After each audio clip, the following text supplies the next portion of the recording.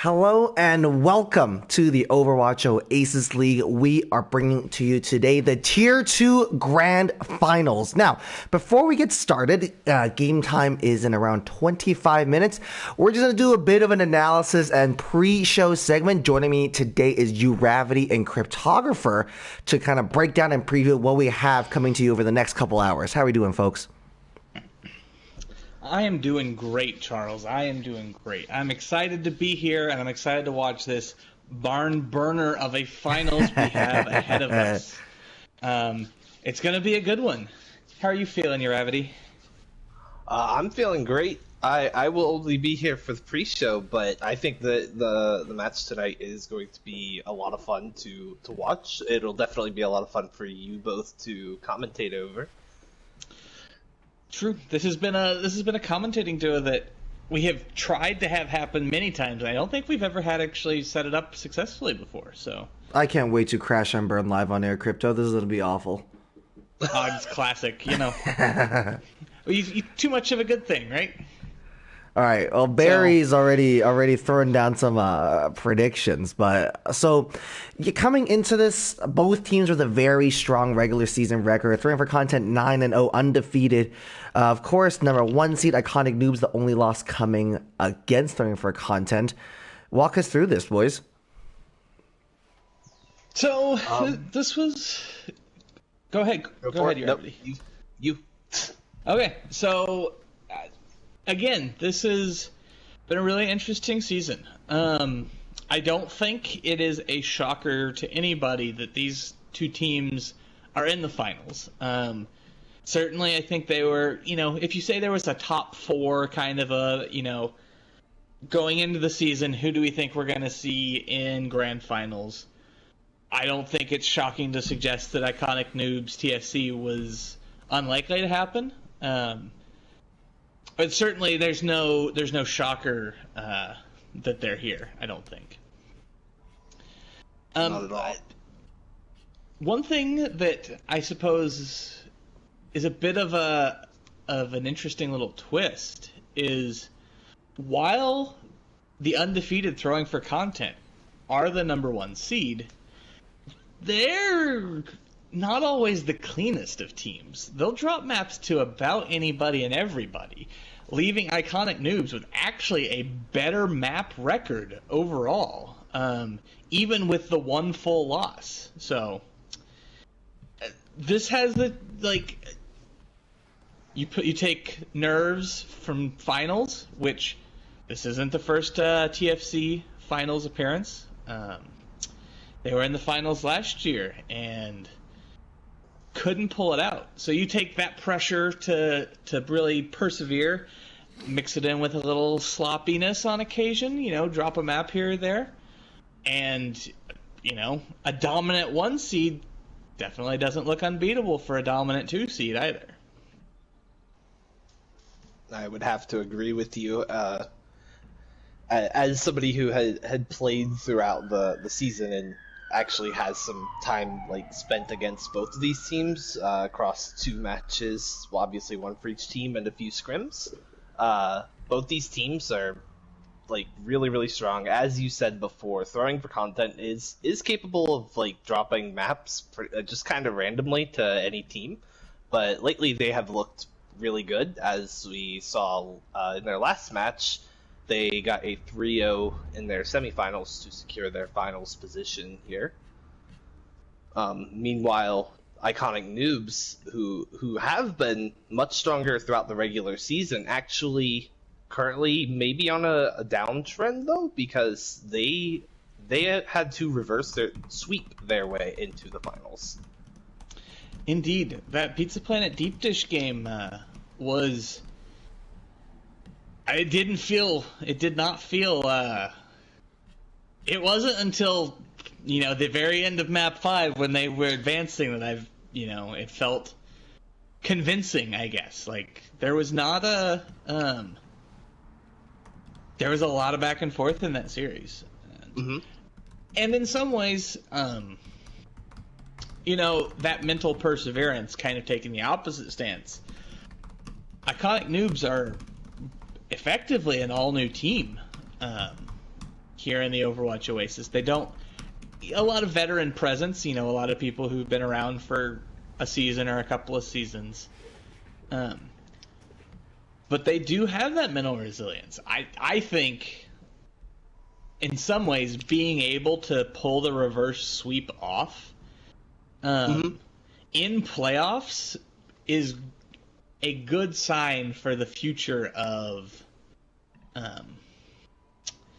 their mental fortitude going into this game, which has the potential to be a long one. Playing first to 4 tonight, because we will be not counting draws. But yes, like this, if you told me we're here in 3 hours, it would not be a shocker. Our desk host and play-by-play commentator for this evening, Charles, casted the Tier 2 finals last season, and that was quite the motor mouth affair, as I recall. That one went How many throat lozenges did you go through? That was wild. So I know you're asking mostly as a meme, but unironically, I don't do lozenges during casts because then they just skate in your mouth. There's a Chinese syrup. I don't know if there's an English name for it. In Cantonese, it's 驚到連詞音, and it just coats your throat and keeps you going. I have some next to me right now. I'll throw some up, but. Last season went to a map 7, but the longest I've casted a Widow tourney for this league as well. That's a 4 or 5 hour that was a 4.5 hour cast. I think Kitty was something most of the time. The longest I've ever been consecutive on air was 8 hours. So bring on the party, Crypto. Bring me the draws. Give me the 2CP draws. That's what I want to see tonight. Okay, so we're going full El Clasico, map 10, hybrid draws. 2CP draws. We'll figure out how to draw on Flippin' Escort. I mean, if we see Havana, the spawn camp can be OP. Maybe the cart doesn't move for either time. What a way to spend 4 minutes that would be. Or 8 minutes that would be. Not a single bit of payload progress. And something to keep in mind was just how close this regular season matchup between these two teams were before. This was a 2-1-1 victory for Throwing for Content. Certainly not a comfortable victory that Iconic Noobs managed to both take a map off of them and draw a map. So it is entirely possible you see some draws tonight. That is also big true. There's no reason to expect or plan for this to not go the distance. And that's why I stopped and I got water. I don't have throat lozenges. Beauty of being a color commentator is I don't have to motor mouth like your Avi or Charles do for... Thankfully, T2, you do get fight resets. Fights do end, and thus you can have a moment to breathe and enjoy yourself. So... But yeah, I really think it's worthwhile to look at as well. Neither of these teams are currently sporting the full roster that I would argue made them the dominant 1 and 2 seeds. Notably, Throwing for Content lost their main tank Prophetic One. Due to some disciplinary actions earlier in the season. Well, not that early in the season, pretty late in the season. But, it hasn't really slowed them down, I don't think. Has it, Uravity? It has not. As I did cast their previous game, Cthulhu has picked up the hammer for Throwing for Content and has put on just as much of a show as Prophetic was, as well as they have flexed their support player Buttweiser over to the main tank as well to play a couple of maps for them during that series against Bushido Banzai. And those maps actually came up as victories for them as well, with Buttweiser doing quite an impressive job on the main tank. Yeah, it turns out Buttweiser does a pretty good job when he's not playing Tier 3 and just pitting in for the memes. When Buttweiser shows up to play, Buttweiser is able to perform at quite a high level. I've been really impressed as well.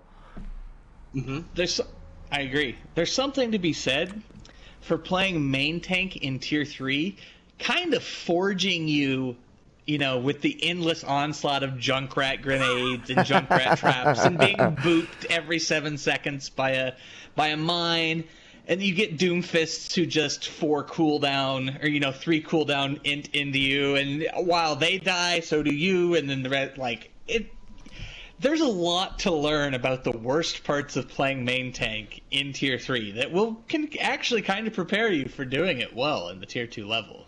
And I look forward to seeing what they do. I happen to see one of the captain organizational leaders of Iconic Noobs in the Twitch chat saying they won't put Bud on main tank this game.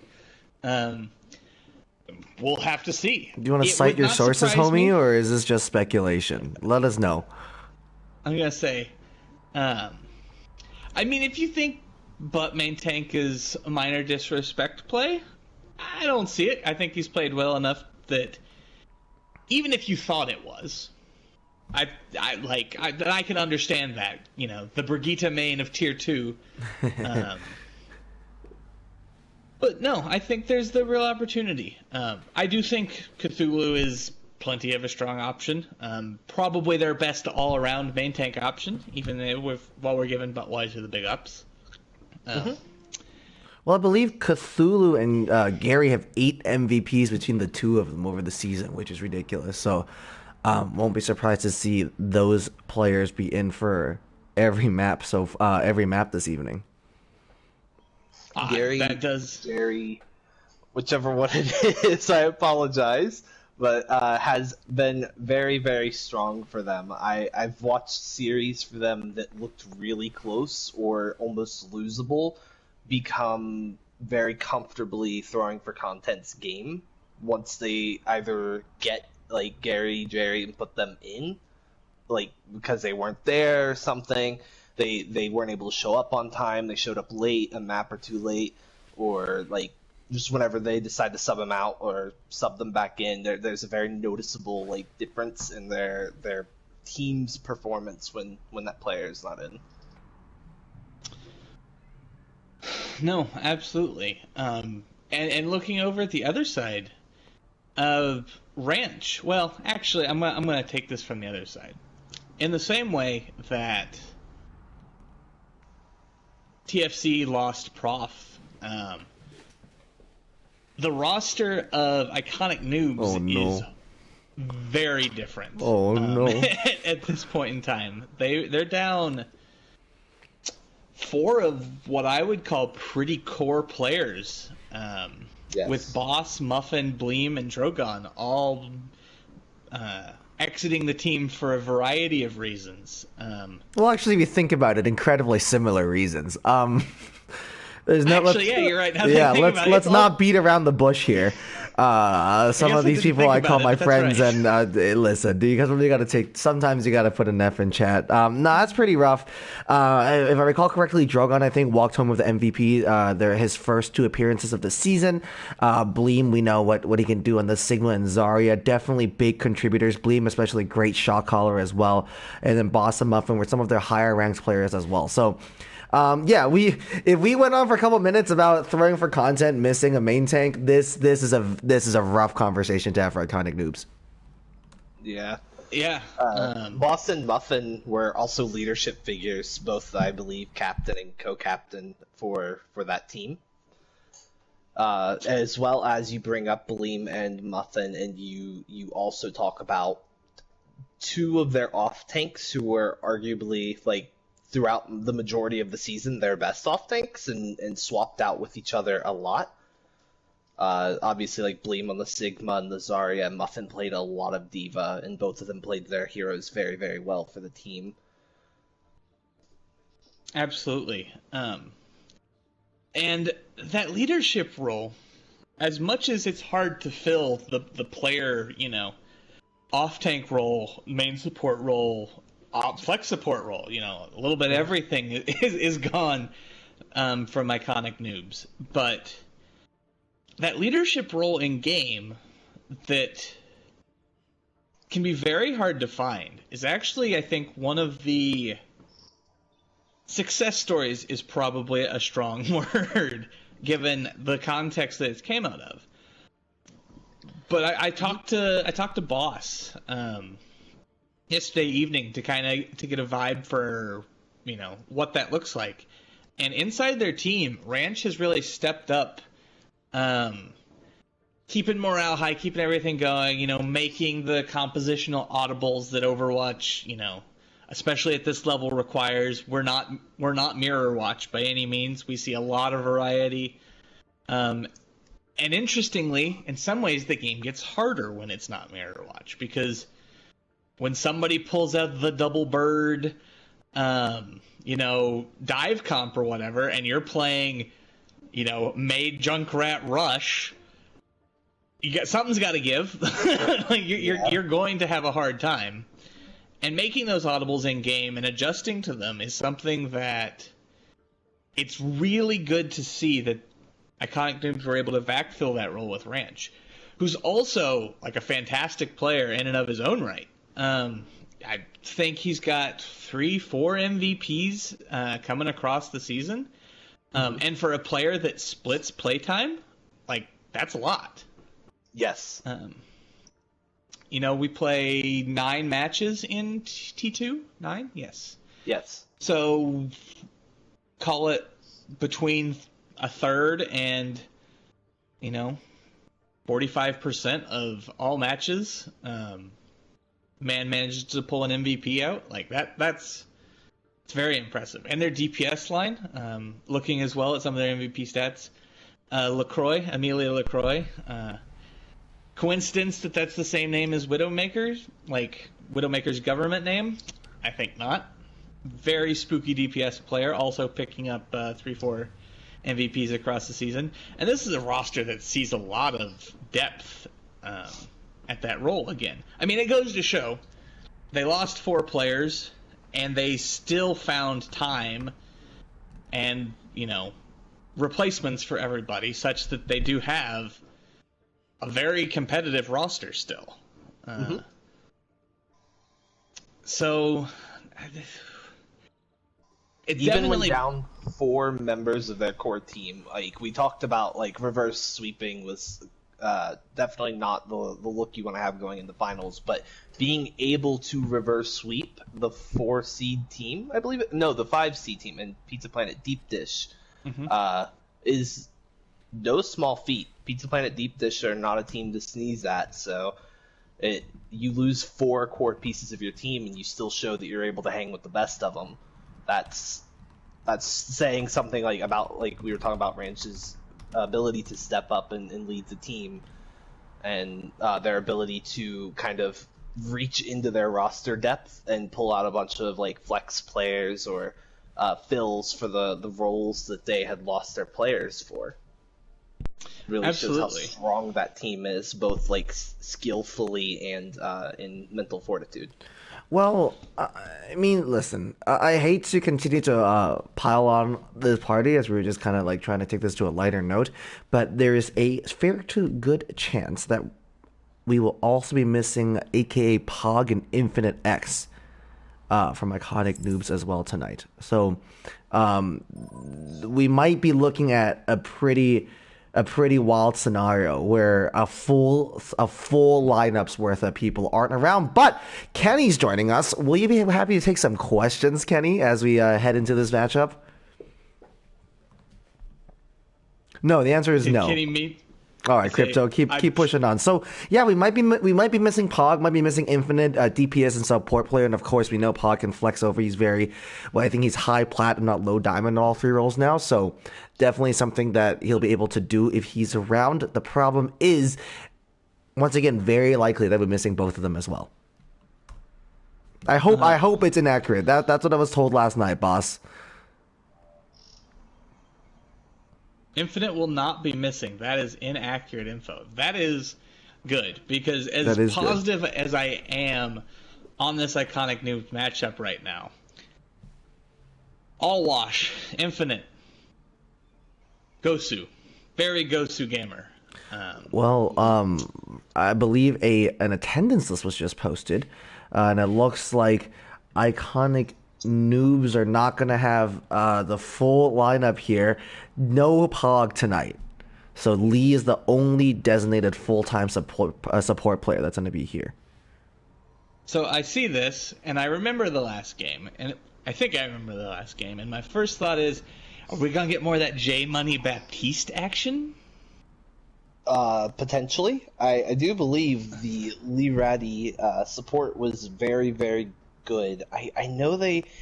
I guess it would have been J Money, but they did throw in a flex support whose name escapes me, but they did. It was J Money. Well. J Money on the BAP was hitting shots like nobody's business.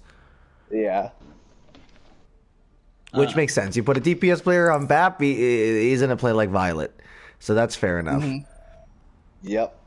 Absolutely. We have half of TFC joining the group. Can I remove these guys from group without kicking them from the game? Yes, okay. You can. I blame Kenny. Kenny joins our group, doesn't take any questions, and then just the rest of these Florida Mayhem icons are joining us. Hey, I'm not going to complain about the Florida Mayhem icons, although I do have to take a little note. I think traditionally Iconic Noobs runs the Florida Mayhem Miami Vice colors as their colors. So this might be a little bit of semi-psychological warfare going on here. You'd love to see it. Anything juicy for the stream. Speaking of juicy, it's time for some predictions, gentlemen. Indeed. Well, I'm going to make your Avity lead off with the predictions. Okay.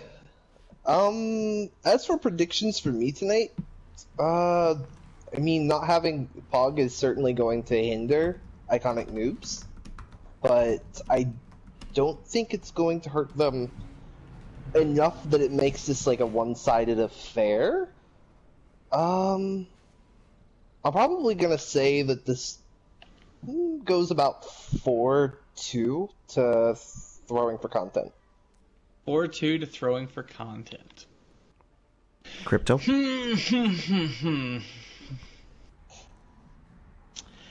I'm going to make the extra spicy. The extra. Give me the white sauce. Boy hot type. Give me the sauce. I'm going to give it the 4-3 to Iconic Noobs. Crypto. I think if Iconic Noobs can get it that far, I think they'll have an edge because, like we saw during their last match, their team has no issue with an endurance match at all, and they have the mental fortitude to not let anything get to them. I think they do have an edge if the match does manage to get that far. That is my thought as well. It's if we get to the 7 mapper, if we get there, and Charles and I are still alive, because it could be map 9. It could be map 9 when we're there. If we're there, I love the mental resilience of this Iconic Noobs team. Now, am I taking the, if we were looking at the betting odds here, I'm probably taking the unfavored team. I'll acknowledge that. But I'm taking the unfavored team because the expected payout is higher. I think the betting odds here, metaphorically, are too skewed towards TFC. I don't know what the fantasy stats to say. But I reckon that it would look a lot more very more one-sided towards TFC than it should. That's my core argument here. I could agree with that. I want to share your optimism, Crypto. I'm ready to yell about this for a couple hours. But I feel like I'm feeling big throwing for content vibes for the evening. I think that J Money, if he's able to perform some miracles, can get Iconic Noobs a map or two here. I'm gonna echo you, Ravi, and go 4-2 throwing for content. Okay. Okay. Yeah. And that's all we have time for here, folks. That has been your Overwatch Oasis League Tier 2 Grand Finals pre-show. Give us around 60 seconds to take some bio breaks to do our hair and makeup. We'll be back soon with the series proper. Uravity, thank you so much for joining us. Hey, listen, you're welcome to stick around here to top in between maps if you'd like. But if you got better things to do, we'll see you later. Thank you for having me. Everybody enjoy the stream. Have a good night. All right, Thank chap. you, sir. Give us like 2 minutes. We'll be back with the game ready to go.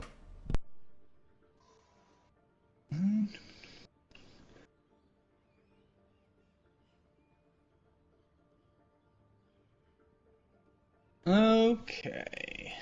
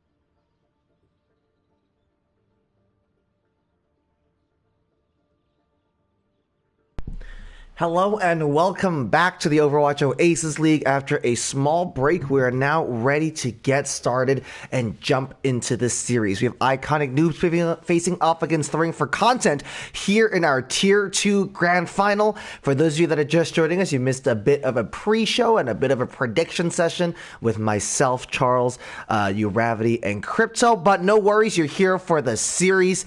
Just waiting for some readies to come through before we jump in. We know Lijiang is going to be our first map of the series. On the side of iconic Noobs here, the starting lineups are in as well. Looks like it's going to be Reg and Mexi on the tank line. Sans and Infinite playing DPS, J Money and Lee Ratty trying to keep them alive. Now, Lee Ratty is the only full-time support player in tonight. Pog is unfortunately absent for the evening. J Money, though, we've seen this playoff season come in, play those flex supports, play that BAP, land those shots. So definitely not someone to count out. Not just waiting for throwing for Content to have their lineups in as well. It'll be Buttweiser and Chubb on that tank line, Link and Weakness on the DPS line, and Kappa and Big O Taquino desperately trying to keep everybody alive.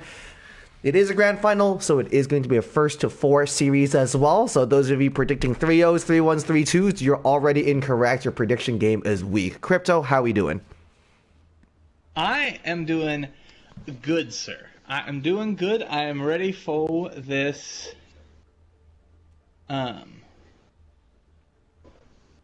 Sorry, I got distracted reading match chat. Yes, that's why I put them where they are, Ranch. I did, in fact, put Suns on DPS and J Money on support.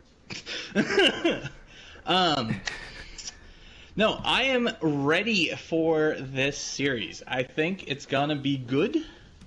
I am looking forward to it.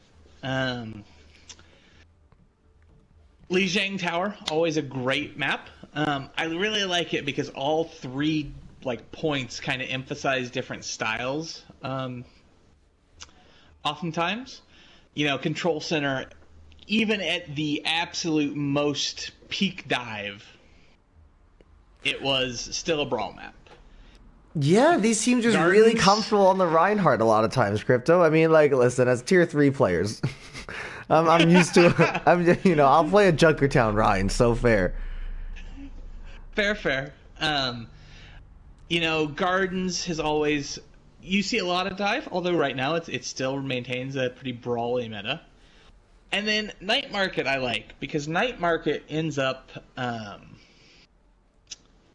just being oftentimes a bit of a cheese fest. You see the Sim strats, the Doom Fists, the balls, everything kind of comes out and you can get something a little spicy going on.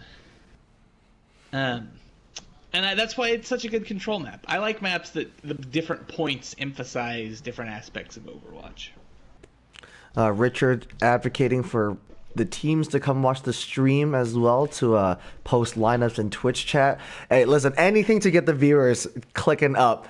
We're pushing 70 viewers right now. I believe last season for the Tier 2 Grand Final, we hit 120 at a time. So looking forward to getting a big audience. Everybody looking at our beautiful faces, Crypto. They're just waiting for the final readies to come through. Looks like they have come in. We're ready to jump in at any second now. This is going to be a fantastic series. Iconic Noobs, the second seed facing against Throwing for Content, the first seed. Now, as much as this is going to be a close matchup, there is an air of the underdog story around Iconic Noobs here tonight, Crypto. Now arriving at there is. You're coming second seed versus 1 seed.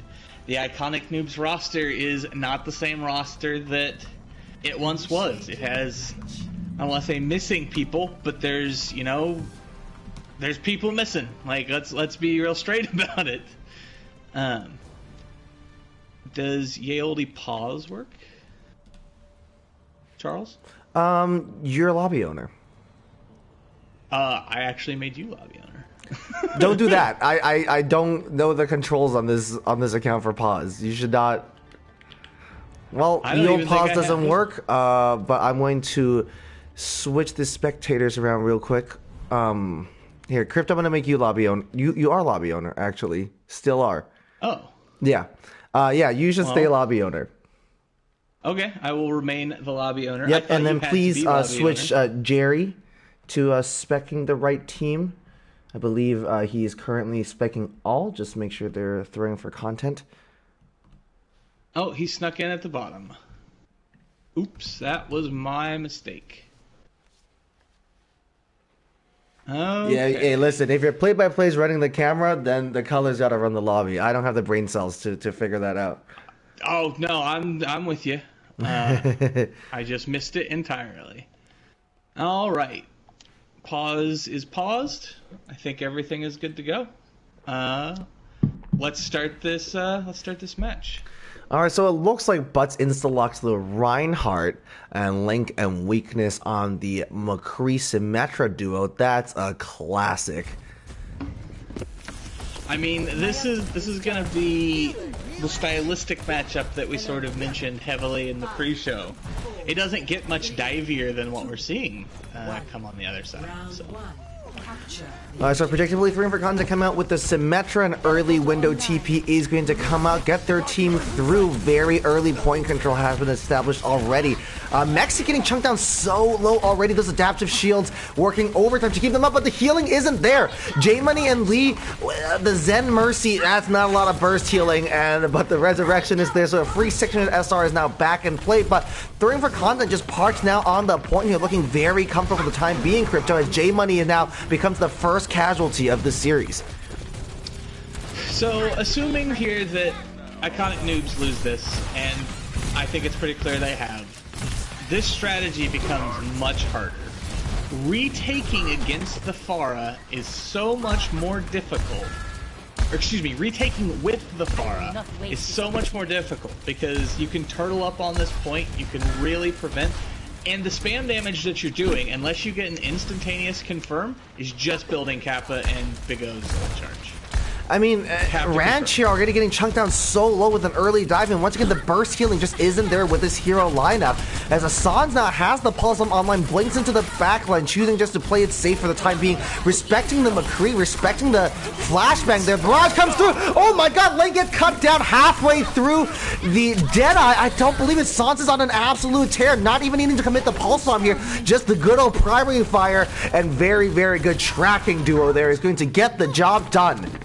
It shows us what we know. We said it'd be difficult, and here we are with a very quick capture. Yeah. You know, I'm gonna call that reverse caster curse, not me being wrong. I mean, I maintain what I said. We do see Ill Weakness swapping over to the Tracer now, which kind of gives this.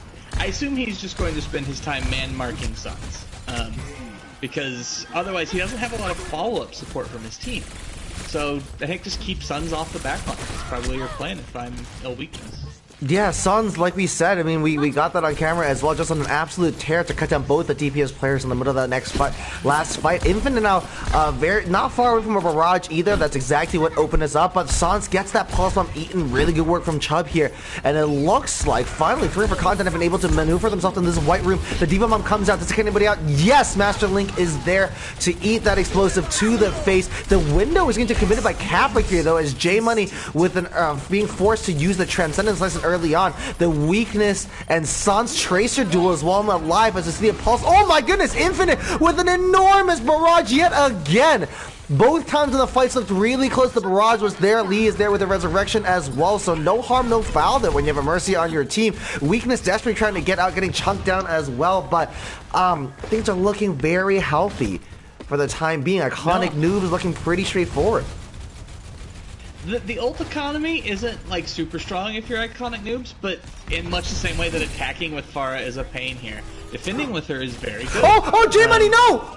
Oh no, no. That was caught in first person too. Oh, stream, you're welcome. Infinite though, desperately trying to stay this up, desperately trying to make up for J-Money's sins here.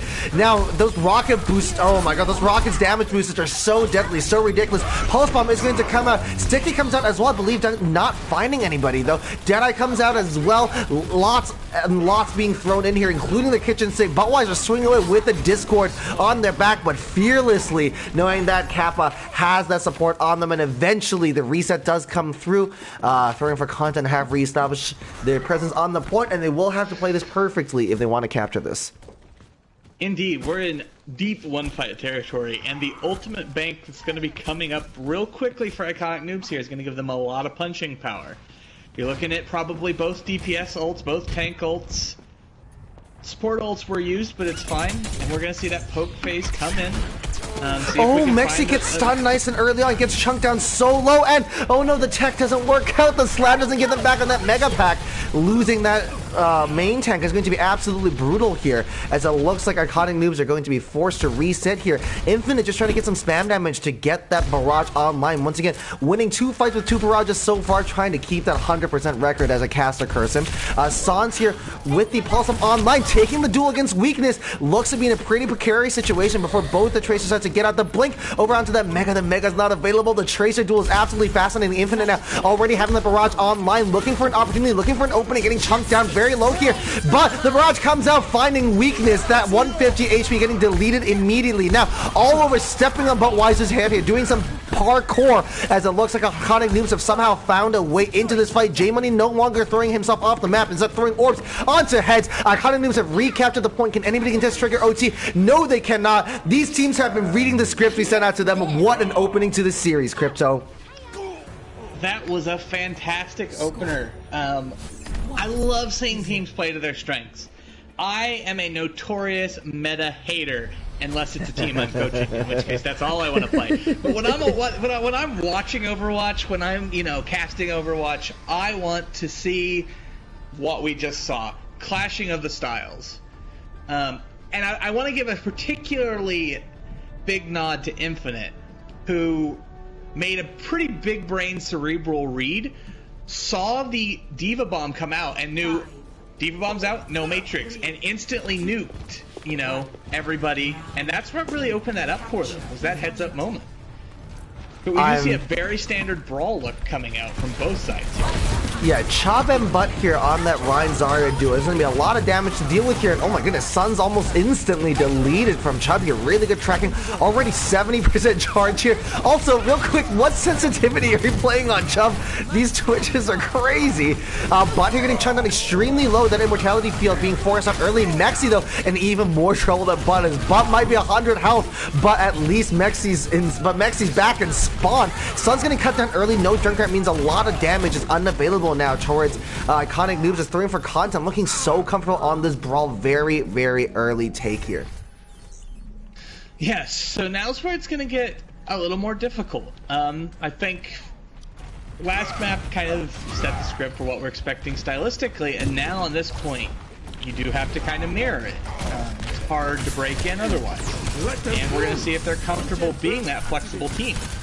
Alright, Kappa with the early immortality field. That double is damaged, but only if you hit your shots, and it looks like Iconic Noobs have done a really good job rotating to this narrow choke here, but straight into those junk grenades is going to be absolutely brutal.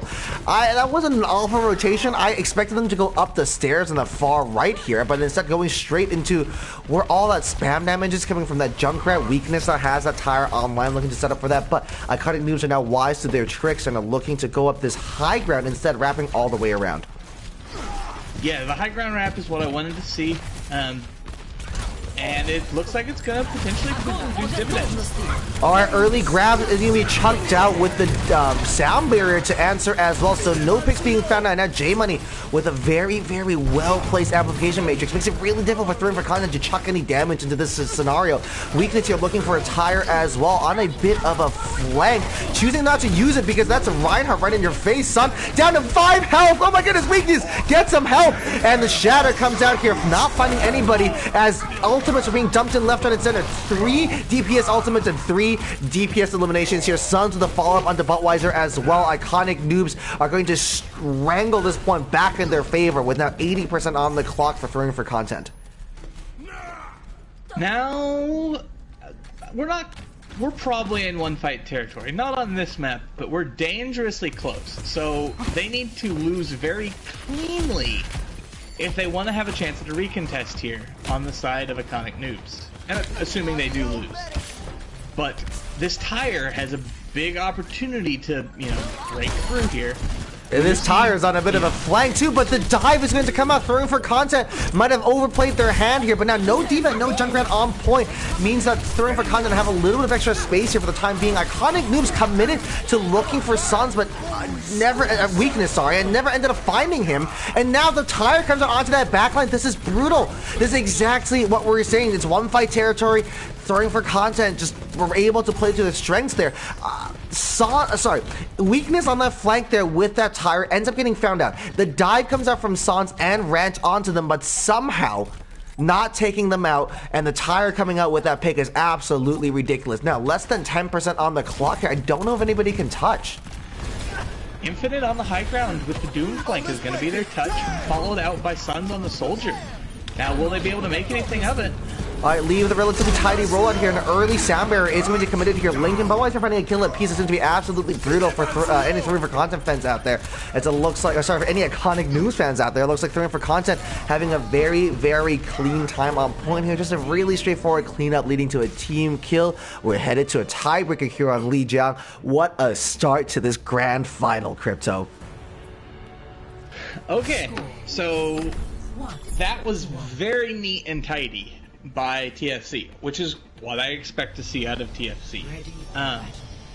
Now this point, again, I think we're going to have that stylistic chess game come out as an option. And I'm very curious to see, it worked once, and I would argue this point favors it a little bit less, but I think it still does offer the opportunity, whereas Control Center does not offer the opportunity. But we are seeing some little flexibility coming out over on TFC with a Pharah of their own. Gonna take on Infinite in the skies, but with no Mercy Pocket. Yeah, weakness is going to be on that Symmetra again. Oh, Link is already chunked down to 70 health here. Once again, no Mercy Pocket. It's going to be a difficult matchup here. Going to be really juicy watching these two Pharahs go at each other. But once again, it's just probably going to be a bit of a pocket dip here as looks like throwing for content are choosing to stick with Big O Taquino on this Lucio as the main healer of their choice rather than that Mercy. And much like we saw last time, very much the same. First point control does go to TFC, but we're setting up this fight with the poke damage on the side of Iconic Noobs, and they're potentially going to make this work and flip it pretty quickly. Yeah, that poke damage is too much to contend with, and it looks like Iconic Noobs were happy to give him the point for a little bit just to be able to get set up, get those angles out, and that's the positioning maturity that's going to take them really far in this series. Yeah, you give him a quarter of the point here, but now you're able to set up defensively with his poke comp, and the stalls are going to come out here, but it looks like the cleanup duty is done, and the pin coming out from Budweiser is too little, too late. Throwing for content though could be should be pretty happy there with over 30% on the clock over what is essentially just one long lost fight. Yeah, no, the SimTP not going down before I think 3 people actually respawned through it.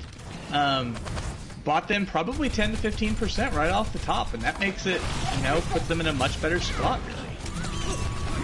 Alright, early Deadeye is going to come out here on the size of Sans. I don't believe that's found anybody just yet. Barrage is going to come out from Infinite. Can they find anybody? The answer is no, not directly, but that causes so much mayhem and chaos there that Iconic Noobs are just going to be able to collapse in, and things are looking really, really healthy for them.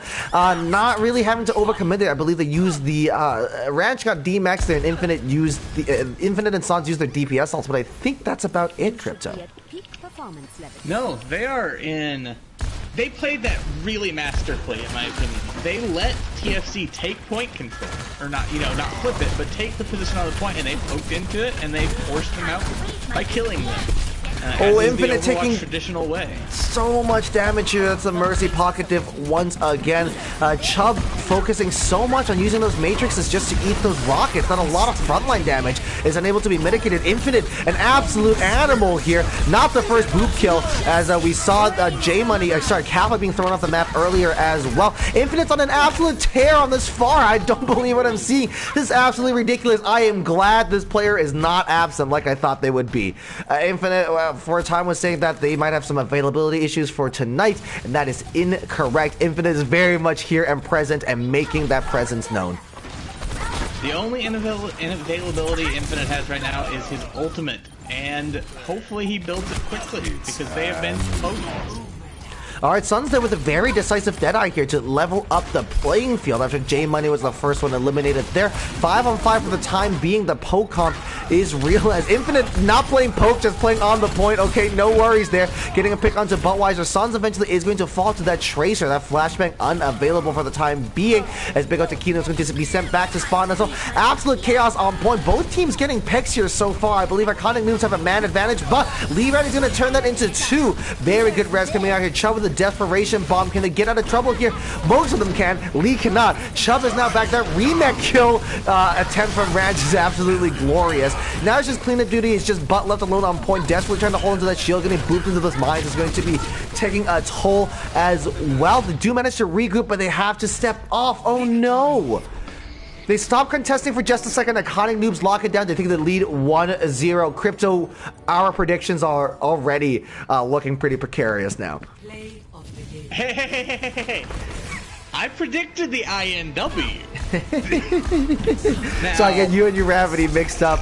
But Iconic Noobs sticking to their guns here, right? So on Control Tower, you got to play the Brawl, so you play the Brawl. But right here, they're so happy to play this poke, Crypto. the ball Farah comp that has, in all fairness, it's not something new out of Iconic Noobs. This is a look that they've exercised a lot, and it remains so good. It remains very good. Now, one disadvantage for them is we're in playoffs, which means loser picks the map. So I don't know off the top of my head what maps TFC are likely to pick based on, I don't have their historical map picks in front of me. But I'm going to wager that it's something that you're going to really want to play Brawl on. I mean, yeah, that seems to be the early storyline going here. One team very comfortable playing poke and dive. One team very comfortable playing Brawl. Over the course of a series, over the course of these map selections, especially in the losers pick scenario, sets ourselves up for a very, very likely scenario. We see a very back and forth series as these teams clearly know what they're good at, clearly know what they're not as good at, and are going to be able to pick around those. And I want to just kind of talk about the DPS matchup here. Infinite has been on such a roll on the Farah so far this evening, Crypto. He has. The Farah has been filthy. You should be very happy if you're a TFC fan anytime Infinite gets on that Farah. And talking about DPS, I want to give Suns a little credit. The Tracer work he put in, particularly back on Gardens, was very nice. It wasn't like it wasn't a Carpe Prophet take over the game most of the time, but he had several pop-off moments, and he kept flanks in check, and he gunned down Master Link during at least one Deadeye. Yes. He had several big playmaking moments, as kind of did everybody.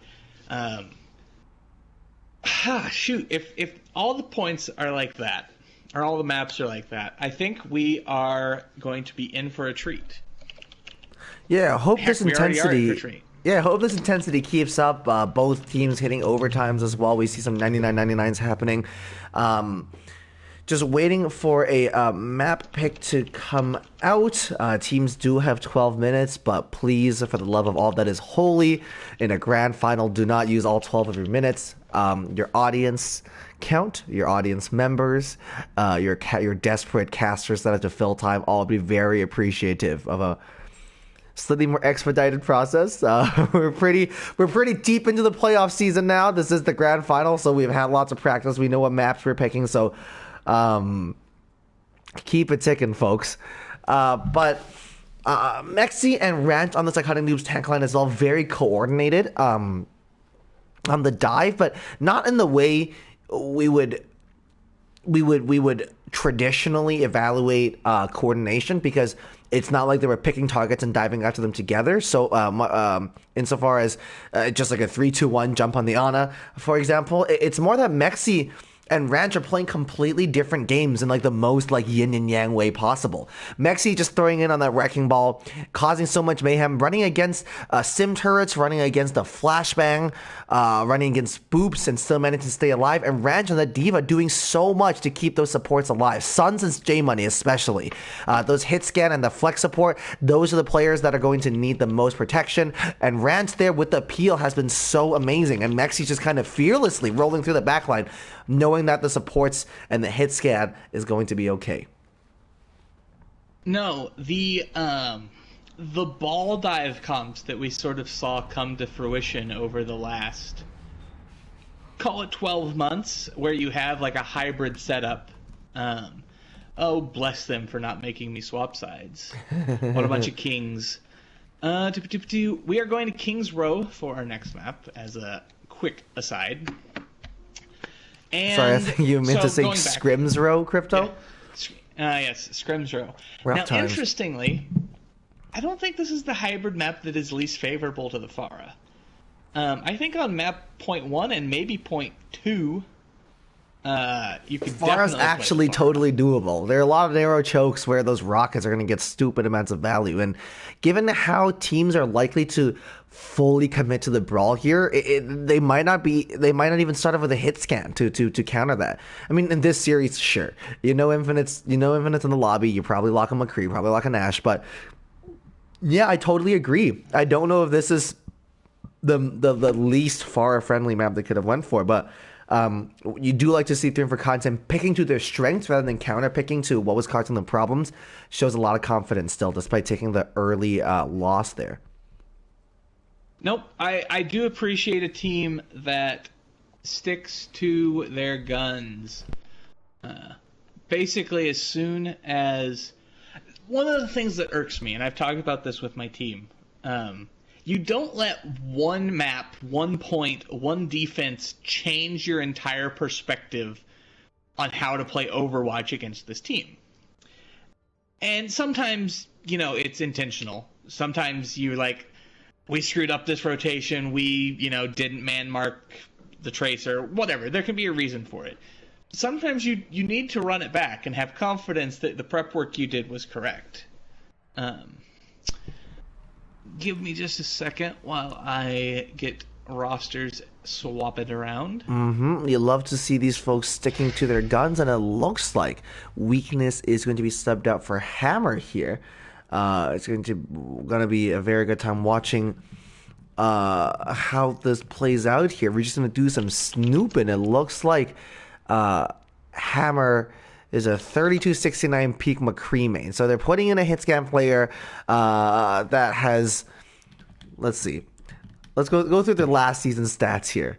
Lots of Junkrat, lots of McCree time, lots of Torbjorn time. So going to be very interesting to see how this plays out. They're definitely going to have the Pharah in mind making these subs as well. Indeed. And to Masterling's credit, he didn't, do a poor job on the McCree keeping Infinite out of the sky. Infinite's just a machine.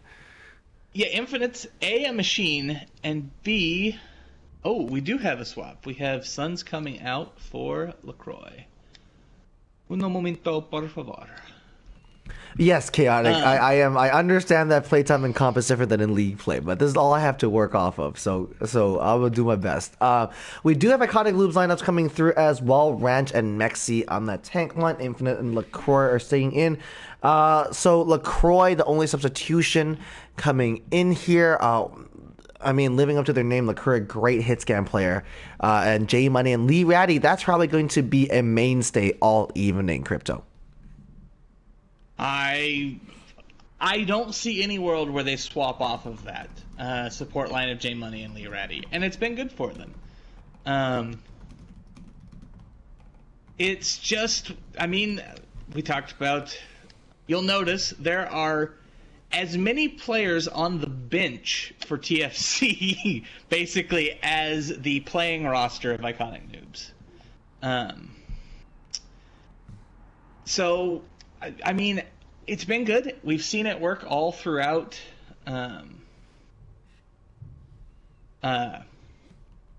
all throughout playoffs. Sorry, I'm typing name changes at the same time. Yeah, no worries, no worries. So, I mean, I don't think it's going to be anything different. I don't think it needs to be. Yeah, probably just more of the same for both teams here. Iconic Noobs, listen, I've seen some double bubble. I've seen some dive being run on Kings Row Point A.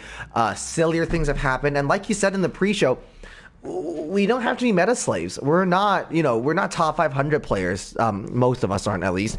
And so at this SR, you can kind of just play whatever you're comfortable with and still make it work. Tier 3 more than Tier 2, of course. Tier 2 is a little more meta dependent than Tier 3. But if they really wanted to force the dive, force the ball hog, ball sigma, those Iconic Noobs comps are definitely still relatively sustainable here. Less so than it was on Lijiang, but it's still not the worst thing in the row. And if they just want to throw something different in to make sure throwing for content never get that brawl matchup that they so desperately want, that's definitely an option. I agree. The only thing that I think gets a little wonky for Noobs is if you let them get entrenched on third point, then it gets a little wonky. Yeah, the third point's tough. I've watched some monkey play on third point. That's made me mauled a little bit in a couple of different series. And I agree. I think once you get there, you do have to be a little bit of a meta slave. But Iconic Noobs hoping they're defending first. Yes, yeah. So hoping doesn't even get that far at all. Nope. We're just waiting for Kenny to confirm that his was a ready. Oh, it's going to Young Cthulhu. That's why. But no, we're getting ready to go in here. One thing that I think... Oh, there we go. That has the potential to be difficult for Iconic Noobs is there's a world where as this continues to develop, TFC downloads more and more and more of the style that IN are putting out and how they're pressuring. And I think one of the immediate adjustments that I would make is something that they don't need to make, which is playing more D.Va. I think we saw mostly D.Va come out, actually, from Mr. Matt Damon last time. And I expect that trend to continue. Although there is a world where on attack they really, try and bowl through the old play the 5v6 or the 6v4. Sorry, just rushing through the Pharah Mercy. Attackers incoming in 30 seconds. Or they will flip everything possible on our heads. We could be getting casturbated on the side of TFC with the ball D.Va themselves. Yeah, there it is. Okay, so Jerry's switching back. Okay, no, Jerry's just messing with us. No, so it looks like more into it. Oh, there we go. Yeah, there it is. Iconic Noobs fully committing to this as well. This is the very close to being a full mirror comp. As Cthulhu's gonna lock that Ryan. Come on, don't, no mucking about here. I know what's going on.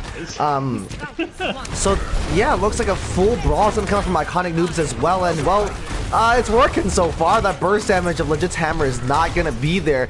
Stepping in a little late to the lobby and stepping a little early to this fight there. That's gonna be pretty rough.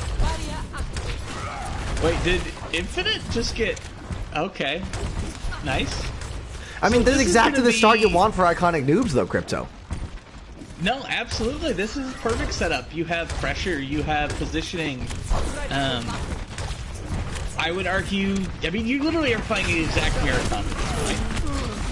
Oh, Infinite just getting caught out a little bit, unable to rotate back with the tank line. So that first pick is going to be absolutely enormous for the defending team. But Cthulhu getting cut down, no main tank, no shield, means that LaCroix is now free firing on that back line. But going on a bit of a flank here, unable to land too many shots there and having to force a rotate back to the rest of their team. That flank did not pay out there, and it looks like Iconic Noobs are going to be sent packing. I mean... The flank from LaCroix, I liked it. Unfortunately, I think it was either too little too late, or the old, just didn't click enough heads while you were doing it. I didn't have the first person hog to tell. I did, and chat did, and chat's gonna let me know if enough shots were hit there.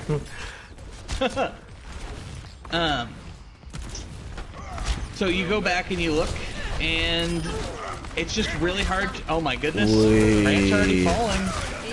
Yeah, Mexi, no shield either. Gonna be brutal for Iconic Noobs here because these spawn times through a Street phase are so enormously long. So, Matt Damon here with the only halfway to the graph, but the Dragon's already fully online here. The early immortality field to prevent any pings from coming out, but Cthulhu's going to get cut down nice and early on. So both teams 5-on-5 for the time being as they wait for some regroups to come through as well. Hammer just continuing to fearlessly spam down the choke here. That's a beautiful Hanzo and King Zero.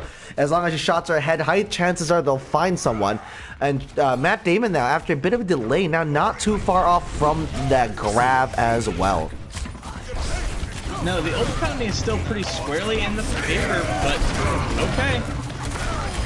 Oh my goodness, Link with a triple kill. Both the Shatters had come out there straight into some shields, and LaCroix, I believe, used the Deadeye as well, but Link here just a little bit better at pressing triangle. LaCroix now in a bit of trouble, just going to get stalled out, trying to just leave with as much ult charge as possible, but more crucially here, Grab Dragons are online, and a lot of times, as a Lucio player, I'm looking at Lee here, your beat has to be so perfect to counter Grab Dragons. I mean, Lee's doing a fantastic job keeping them in this fight, stalling the cart. And this is, it's probably winnable for both sides with the power of respawns. Alright, Grab is going to be committed here. Does Legit let the Dragons rip? No, they do not. Is that going to pay out? The Stormhammer was going to take down Ranch, though, so that might be enough. A lot of chaos on point for the time being that I'm struggling to follow. Cthulhu's on point, swing away here.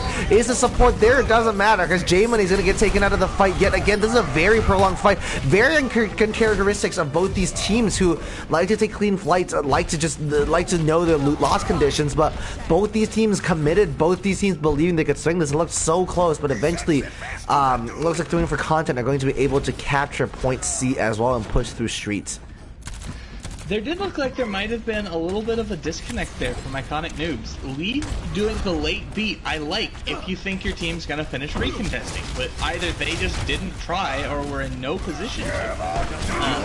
Oh, Shatter is going to come out and finds Infinite on the ground. Those Dragons from Legits are going to be absolutely enormous as well. Throwing for content with minimal investment are going to continue to be able to push this through. I don't think anybody else can touch either. They switch to the Mora. J-Money's going to try to fade on, but it's going to get taken out. Can Lee touch? No, they cannot. They lose the point with the Grab Dragon online. My soul hurts. That is a bummer, man. That's a gargantuan time bank. That's a speed run. Throwing for content, Crypto, I'm malding, so you got to talk. No, go ahead. Mauled away, sir. Mauled away? Throwing for content, we're just so much quicker with those ultimates. They would pop an ultimate that in most other scenarios we take as an ultimate as like set positioning just to set things up, maybe get a lucky pick, but they're consistently getting 2 to 3 here. Link with a triple kill with a Deadeye. Deadeye's not a good ultimate anymore, not in King's Row at least, and the Dragons there consistently finding 3, finding 4. Those grabs are just used to clean up. Those are zoning grabs you saw from both sides. I don't think Ranch and LaCroix pulled off a single ult there, if I'm being honest. I could be wrong, somebody fact check me, but there definitely wasn't a combo. I don't think either of them ulted throughout this entire defense. No, so I was actually a little bit worried. I felt like going into that last fight, I was concerned that Legits, should have dragoned the grab and ended it. It turned out, it worked out fine, they took the point, great. But then I look at it and I'm like, you can play a little loose with your ultimates if the other team's just never going to use theirs. Like, that's fine. Yeah. Ryan Orisa double projectile, okay? This seems like some follow-up questions. But one thing is not a question. That's not a question. Is Infinite's power to disrupt on that fire already getting very advantageous position here? We see Ranch and Mexi just kind of really come here on point. Oh my goodness, such a good purple, such a good pull. You love to see it. Iconic Noobs answering any inquiries and doubts we had. Crypto, what do we know? What do we know? Another pull straight into those rockets are going to be absolutely enormous. Infinite already 2/3 of their way to a barrage. What an opening fight. That is exactly how they needed to answer there. Iconic Noobs fans, take a breather. We're back, baby. I mean, I go back to, what do we know? What do we know, Charles? We know that Infinite on Pharah is PogChamp. That's what we know. And the setup from, like, forget grab. When you have Infinite hitting shots, just Ranch has better grab because it's online every 6 seconds. Just pull, shoot at it, fine, make it work. And then you have Amelia also shooting at pulls. Like, you can one-tap half the people on the other team if you hit them with it one arrow and one rocket. Dunzo. No, the CC here is absolutely brutal. Don't forget, you splashed out a Bionade onto those pulls and it's over. That's exactly what happened to Cthulhu here. Oh my goodness! Like you said, listen, we were memeing a little bit. It's a grab. It's basically a grab. That's exactly what happened. The pull barrage is absolutely enormous. We were saying in the pre-show, Ranch has really stepped up both on and off the lobby as a leadership role on the team, and that's someone that's calling their pulls, making every call out count. What an absolute textbook way to play Orisa with those DPS heroes, Crypto. Oh my goodness. No, it looks great. And what we're going to see here, we have the opportunity to see the old pull dragon come online. And this is a hard spot.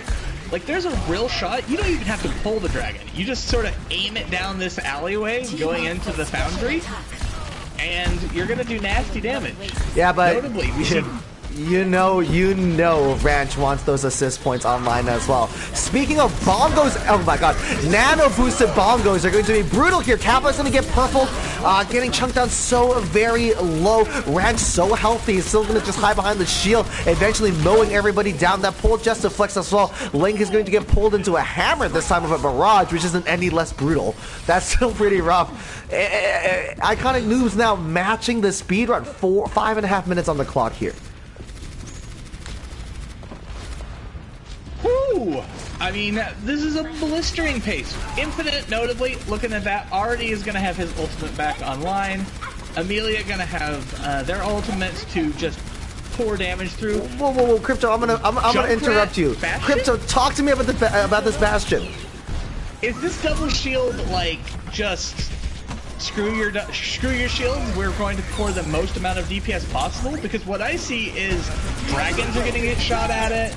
It's just gonna get like, I don't. Holy, that's a mighty good old shatter. Cthulhu there laying the tank line down and finally throwing for content, get a tourniquet out and stop the bleeding for a second here. And now that they have control of the point, Master, they might actually be able to set up. I was really questioning this Bastion pick, but was able to follow. That's the damage that was there after that shatter came through. So I could be proven wrong here. Infinite though with another barrage online, and well, once again every 6 seconds, Ranch is gonna get another way to pull everybody in. Not to mention the hyper healing comp on the side of TFC right now. 90 HPS out of the Bastion. You have cleave heals out of both Moira. Yeah, that's not enough to stop a Diva Bomb, Crypto. Really going from Matt Damon, throwing that in there. Recognizing that those shields are very low thanks to that Bastion. That's a very good combo here. And another thing we're seeing here, Matt Damon is starting to use those Diva matrices a little differently. The conventional wisdom, yes. Eat the fire strikes. But now, no. Eat the pools, we'll let them fire strike us. Ian's not running Bastion Pop-Tart. I don't know what to tell you about. This is TFC who's pulled the Bastion. So, the ultimate bank that Ian are building is going to get a little scary here.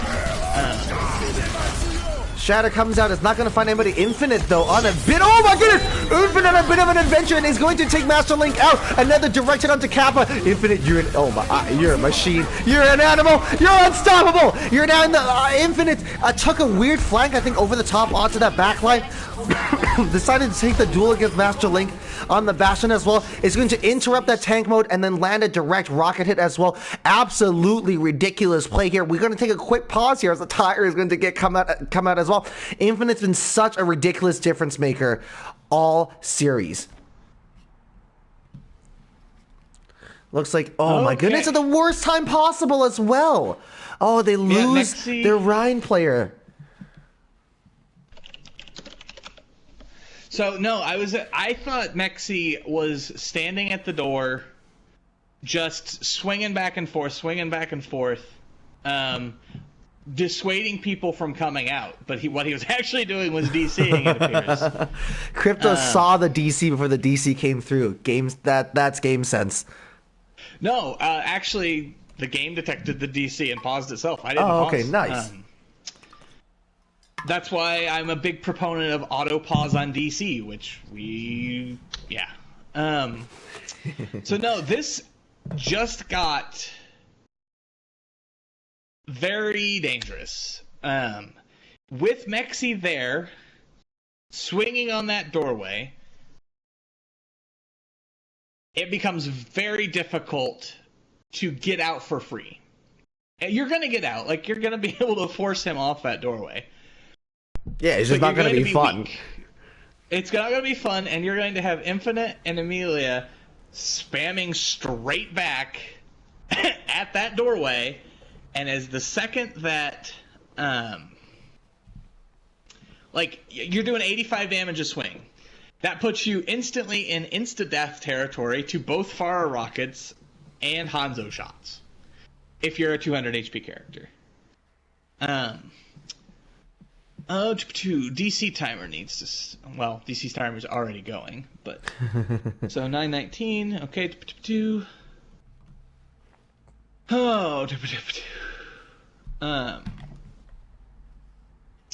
So, yes, this is going to get complicated for Noobs, who I think had a very solid chance of finishing here. Yeah, if I'm being honest, I don't think they're going to need Mexi here for this last fight, as long as we see this tire go down. And just above the S, the letter S here on your screen, chat, I believe that's a direct rocket heading straight for the tire. So we'll find out on the unpause how this goes down. You know what I learned the other day, Crypto? Maybe I'm really dumb. Maybe everybody else already knew this. In the Overwatch League, you're not allowed to talk about the game during a pause. Yes, your comms are monitored. By a ref. That's why everybody goes TeamSpeak lol or whatever whenever they see Overwatch League. Okay, so Mexi's PlayStation overheated. Oh, that's brutal. So if he can't make it in, what are my options? Says Ranch. I think it's a play 5v6. I think that has to be it. Fill option. Yeah, unless we have some arcs in chat, mods in chat, double check our math. But if I'm not mistaken, I believe we just have to play a man down here, which would be brutal because Iconic News have played so well, but that's what happens. Happens to the best of us, chat. Indeed. Well, that is... Yeah, Phoenix has confirmed it is a 5v6 until we can get that PlayStation cooled down. We're just trying to free... I don't believe there's too much time left either. Iconic News might just have to restart this as soon as possible. Yeah, I think... isn't it... like 4 minutes? Actually, it might be time to go right now. It might be time to go right now. I believe it's 3 minutes. I think it's...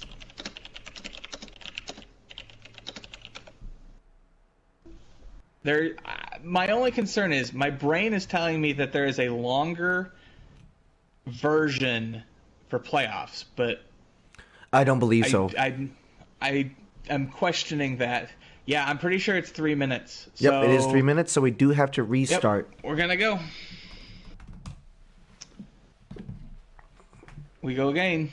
All right, can this tire find its mark?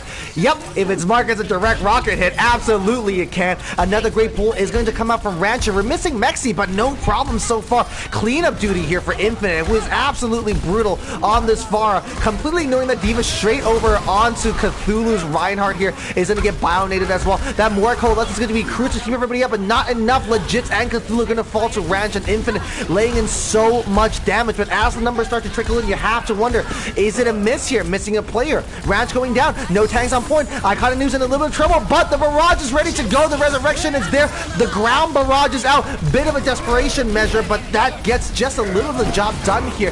Very, very good. Infinite with another boop off the map here. Not sure how intentional that was, but that was absolutely beautiful to watch.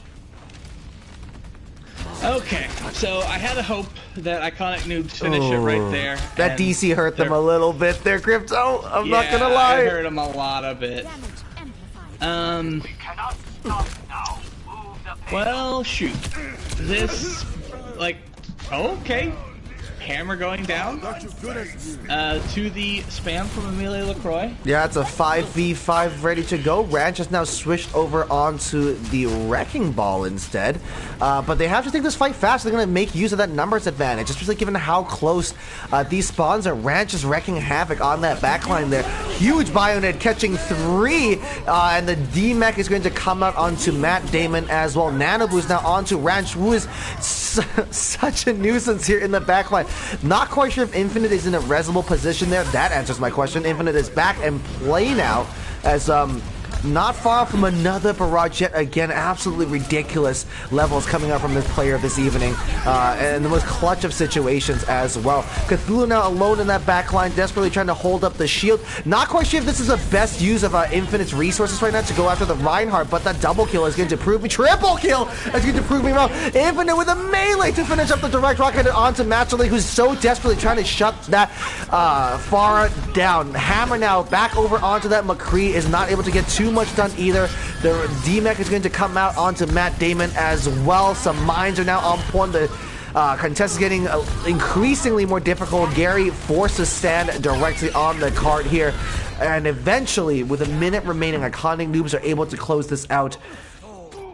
It's unfortunate circumstances, Crypto. They do manage to get it done, but definitely an uphill battle now. Yes, still, well, okay.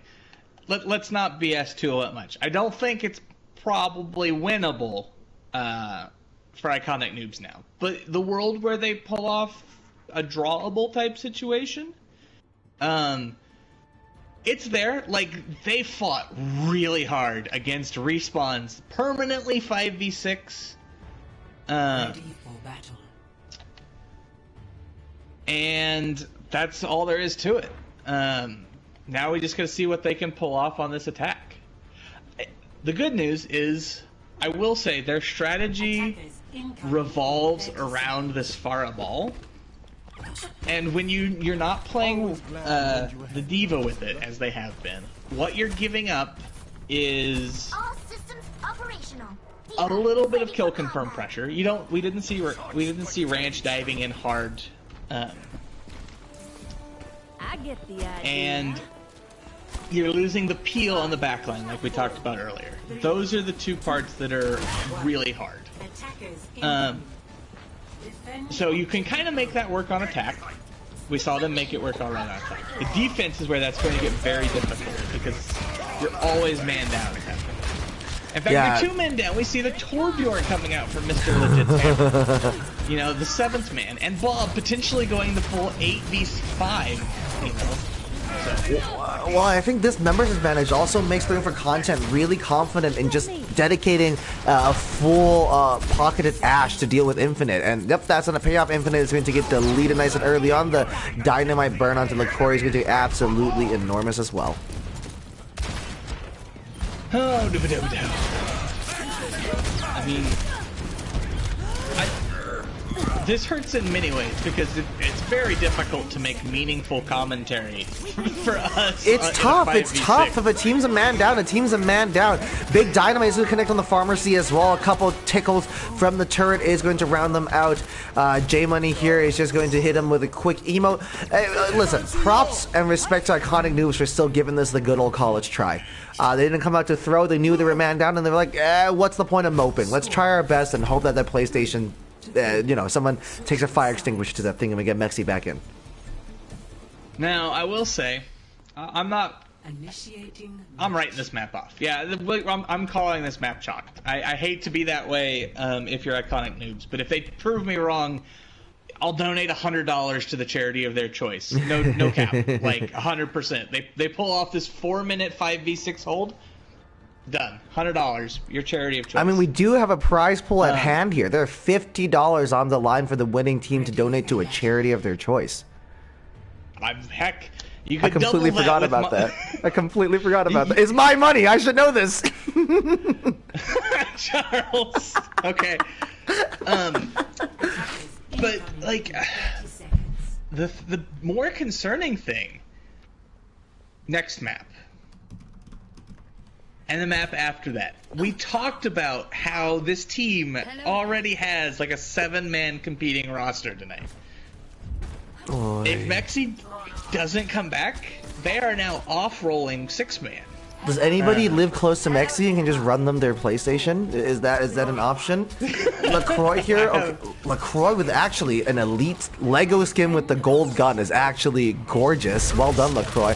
Alright, it's going to be a full dive coming through onto the Bastion here, as Link has now locked the Widow to take those duels against Infinite, who has not left spawn. Oh no, Infinite, we gotta try a little bit, chat. Oh no. Well, that's the capture coming through. The series is tied up 1-1 after a very unfortunate technical difficulty on the side of Mexi. We're headed into our halftime break with these teams even. No worries that the rest of the series will be able to play it out 6v6. Indeed. Well,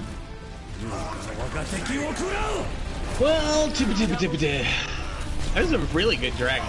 Like, this map was going so well. It was so enjoyable to watch.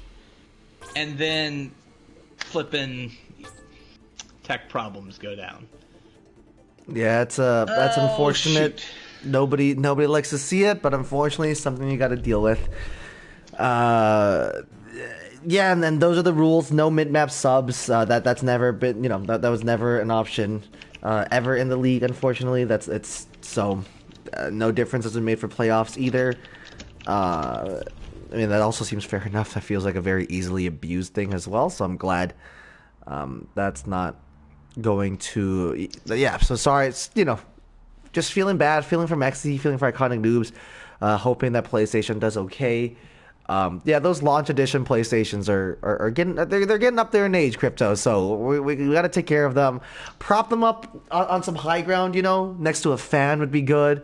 I was over at a friend's house and they had their PlayStation like on the ground on the carpet, and I almost threw up. Oh, I'm an engineer by trade, so I have like a high degree of mechanical sympathy. But that like.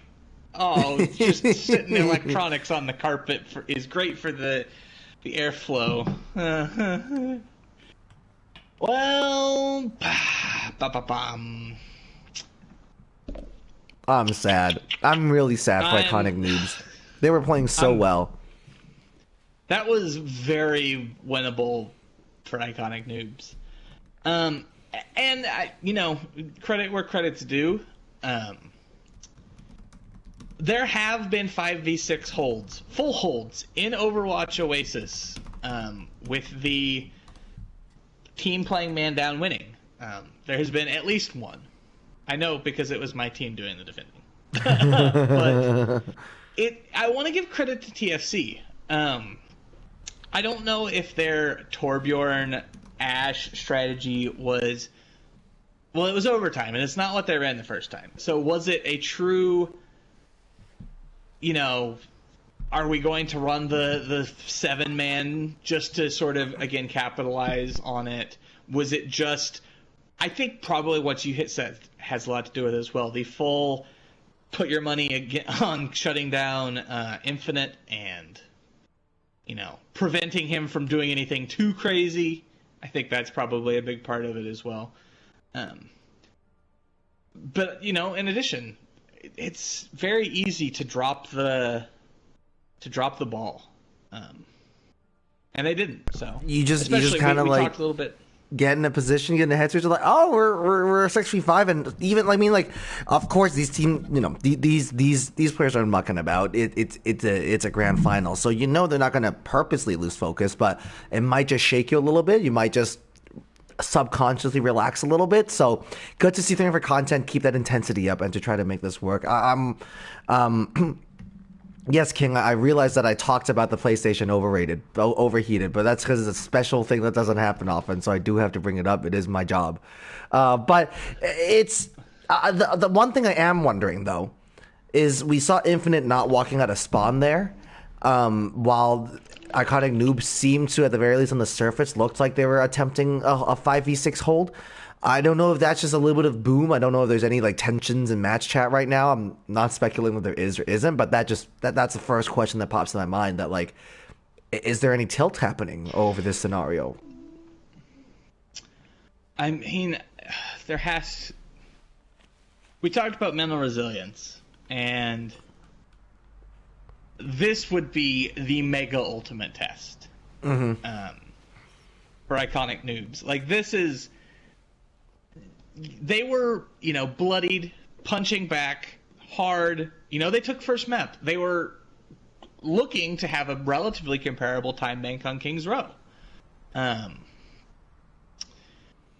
then, the underdog story in full swing, and then, they get sucker punched. And not by TFC, just by Sony, I guess. So, also, Eli, just keep in mind, they're trying to figure out what they're doing right now, and we have at least a 12-minute wait time. So be prepared for us to talk about some unrelated stuff. Iconic Noobs are taking their time to pick their map, and I do not blame them. That PlayStation is going in an ice bath. That PlayStation is going on a ski trip. That PlayStation is going in the freezer. Whatever it takes to get that thing back, because Mexi was having a great performance so far this series, on the ball, then on the Rhine. Not really. Yeah, Mexi was playing so very well here. So this is going to be a big miss, and I wonder how they're going to have to play their roles, because I believe Suns is a DPS player. Once again, Chad, I'm aware that ranked and league player are not the same thing, but this is all I have to work off of.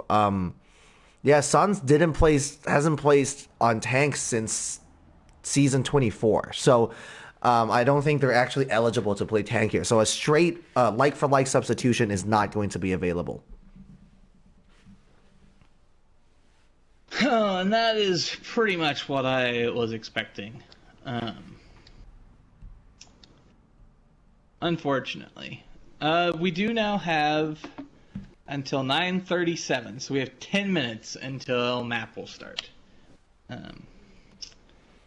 And just get everybody swapped around, because as you do, defending is an advantage, usually. I'm going to take a quick bio break. Crypto, I'll be right back. Right on.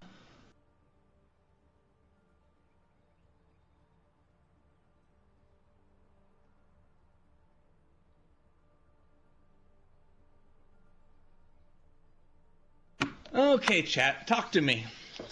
I'll ask for rosters and then we can talk.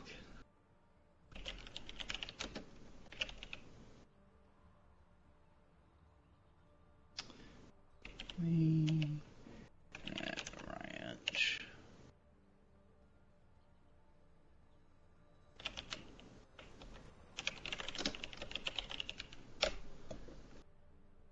Okay. Talk to me, chat. Talk to me, chat. Living in Spain without the S. Yep. Oh, thank you all for coming out.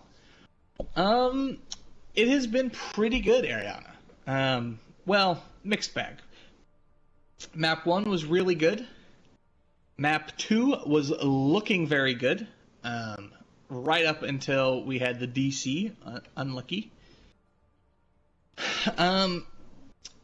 But we're hoping at least we get the 6v6 that we, paid for going into Hanamura, and we'll see what they can make it work.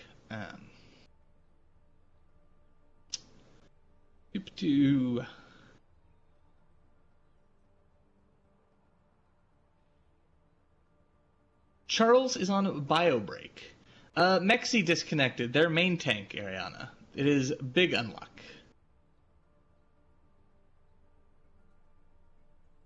He specifically disconnected while holding the spawn door, trying to finish out King's Row. That's a rough one. It's literally like, in terms of DCs, I would almost take. I might take literally any in that exact position. I might take any other position, any other character DCing over Mexi. Because at face check range, it's hard to beat a Reinhardt for setting you up for an It really is. It really is. Other than Infinite on the far, anybody else get off the map. Let's keep Mexi and somebody else take the PlayStation. Ariana is saying, hi, Charlie. Hi, Ariana. Thank you. So, first of all, Crypto, I'm happy to announce that I've gone through my first liter of water for this cast. Second of all, I would like to bring to you the juiciest word of the day that we have. This is actually incredibly fitting. The word of the day today is magnum opus. It is a great work and the greatest achievement of it. Hey, listen, take it up with the Merriam-Webster dictionary. Okay, they knew we had a grand final today. They knew these players were locking down a championship. They knew it was a Charles Crypto commentary desk. Your word of the day is magnum opus. It is a great work and especially the greatest achievement of an artist or writer. Very juicy on a day like this.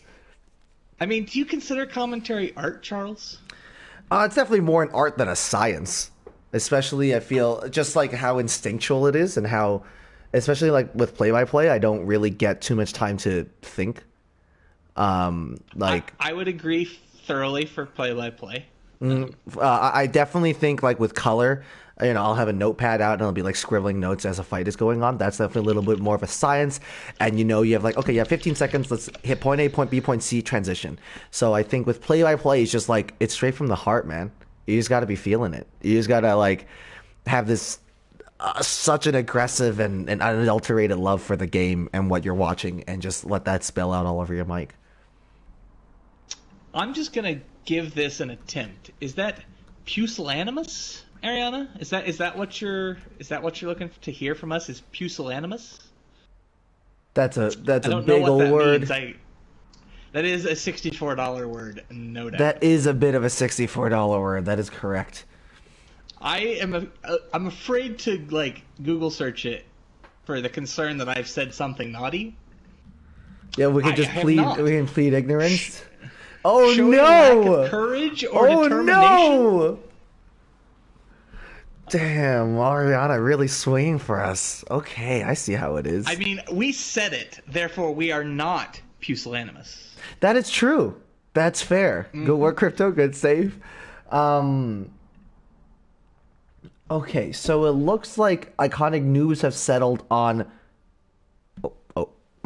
Okay, Ranch and Lee on the tank line, which means we have LaCroix and J-Money, two DPS players playing support. Suns and Infinite are going to remain on the DPS lineup. They only have 6 players remaining in the lobby now, as Suns is going to come in and play their first map of the evening.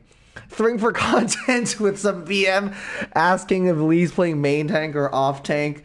Bro... Hey, listen, I'd be surprised if they knew themselves. We're now creeping over onto our 12-minute time bank here. I believe they have 2 more minutes left, Crypto? 4 minutes left. But never mind. Going. Well, thank you, Ariana. My pronunciation is quite strong. Yeah, Crypto only speaks English, so his English should be very good. I'm working on Korean, I speak pretty good Spanish, and I also am speaking a little bit of Finnish these days. Thank you very much. All right. Had to make fun of the American. I'm sorry. Yeah. Let's go to Hanamura. Let's go to Japan. I hear after the match, they have a cat cafe just down the hill. We can go vibe. Traveling to Hanamura. Hanamura is going to be an interesting one. Iconic Noobs and Iconic Noobs comps. I don't know how much analysis we can do on Iconic Noobs. They're all pulling off roles in a grand final. This is such good storylines. Somebody make a podcast, tier 2 podcast, just only about this. I mean, you could. There's it. We'll see how it goes, because if we shift gears into Stomp City. Maybe it won't make such good podcast content. I don't think it will, if I'm being honest. I think enough things have went wrong for Iconic Noobs that they're in, like, now, like, their mentals are so shattered that we have come full circle. And then their mentals are as rock solid as Cthulhu. That's like class A BM from Cthulhu right there. that is literally class A BM. Yeah, no, you know, we're familiar with horseshoe theory. Two extremes are actually end up being very similar, and I think Iconic Noobs hit ultimate boom. I think they're back in like bulletproof Kevlar mental right now. Interesting you say bulletproof, because we're going to potentially see a lot of bullets come out from Suns if he sticks on this Bastion play. And Bastion may. Oh, okay. The telly strat. I can an Iconic Noob special. We are missing, once again, the full Iconic Noob special would be to see a Bastion here as well, but we are going to be missing that for the time being. Suns with a very early teleporter to take us over to the right side of the point, finding the window. Very, very good movement. Goodbye TP as well. Cap going to get taken down. Legit's hammer. No more tickle damage from that turret either. Really nice wall coming out. That pin not finding anybody, though. Cthulhu was low enough to be chunked down there, and still is. Oh my goodness. And eventually, after giving up early control on the point and no percentage, oh, what a rotation. Listen, no players, no main roles, no problem, Crypto. That was clean. That was glorious. That was flawless, really. We see Master Link now going over to the Pharah of their own. Okay. How like, I hate to overanalyze, but like, how deep in the pockets are we going versus how deep is the BM coming? Yeah, that's going to be interesting, because this is a good enough team that BM's going to be so spicy. And speaking of Lee's going to land that hammer down. You put your mercy on the Reinhardt. Your Reinhardt finds those kills. Infinite, they're falling up as well. Lee Ratty eventually is going to go down, but a tick is going to be secured here unless Kappa can do something amazing here. That's going to be more progress being on the block as well. They are able to touch, which is phenomenal. But now a second tick has been secured. Iconic Noobs, the mental is there. They know exactly what they're doing. The Blizzard as well catches 3. The sound barrier committed as well. They look so good. Iconic Noobs still over 5 minutes on the clock, but already 2.5 ticks. The third one comes through as well. Crypto! Yes! Yes, you love to see it! Yes! Man, you know, Cthulhu asking me, Ratty, main tank or off tank? I kind of want to respond just in DPS! Leave late DPS, baby! So let me tell you a story. Okay. Let me tell you a story. It is a common occurrence for Reinhardt players of TFC to get MTD'd by Mercy players who played Mercy in the other maps. It happened to Buttweiser in Tier 3, where he got bodied by my dear Mag Dragon of Stardust Crusaders, and it's kind of looks like Cthulhu's having it happen up against Lee Ratty. So, we'll just have to see what happens here. They locked them double barrier, Bastion, Pharah. Iconic Noobs, back where we started, baby. This is what they're known for, and back on the comfort picks, the comfort comps, they're feeling good. Over 5 minutes on the clock. So much went wrong for them in the lead up to this game. So much went wrong for them in the lead up to this map. But here we are with a 5-minute time bank in hand, a Bastion on the point as well. You love to see it, Crypto. This is the stuff that we breathe for. Oh, I love being here. So happy to be here this grand final.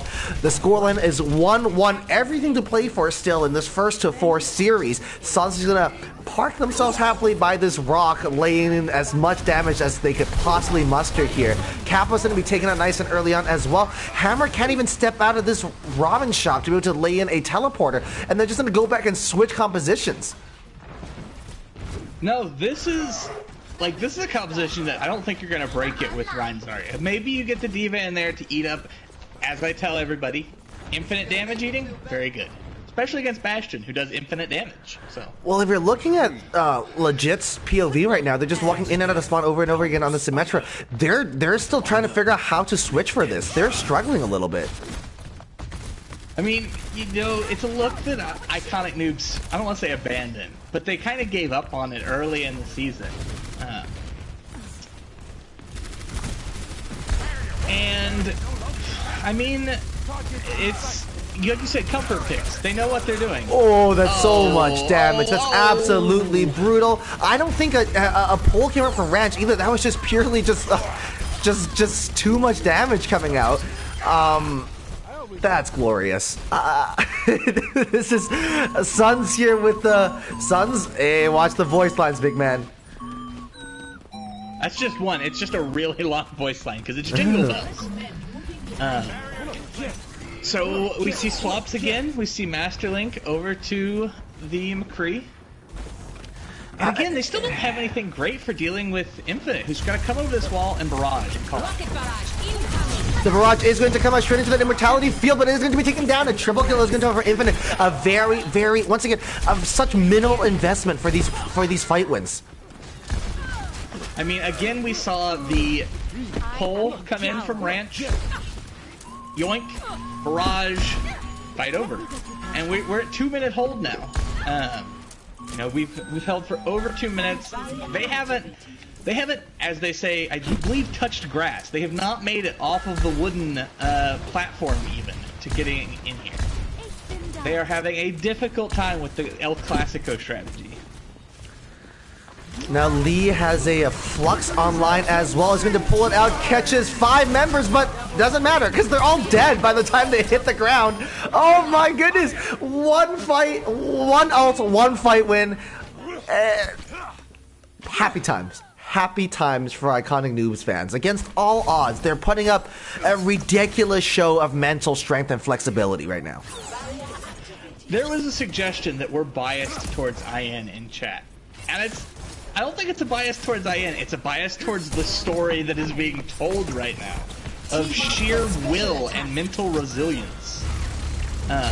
Like this is so good. These are the storylines that commentators live for. Like stuff like this is exactly why we do what we do. All right, so just give it a second, let us enjoy the moment.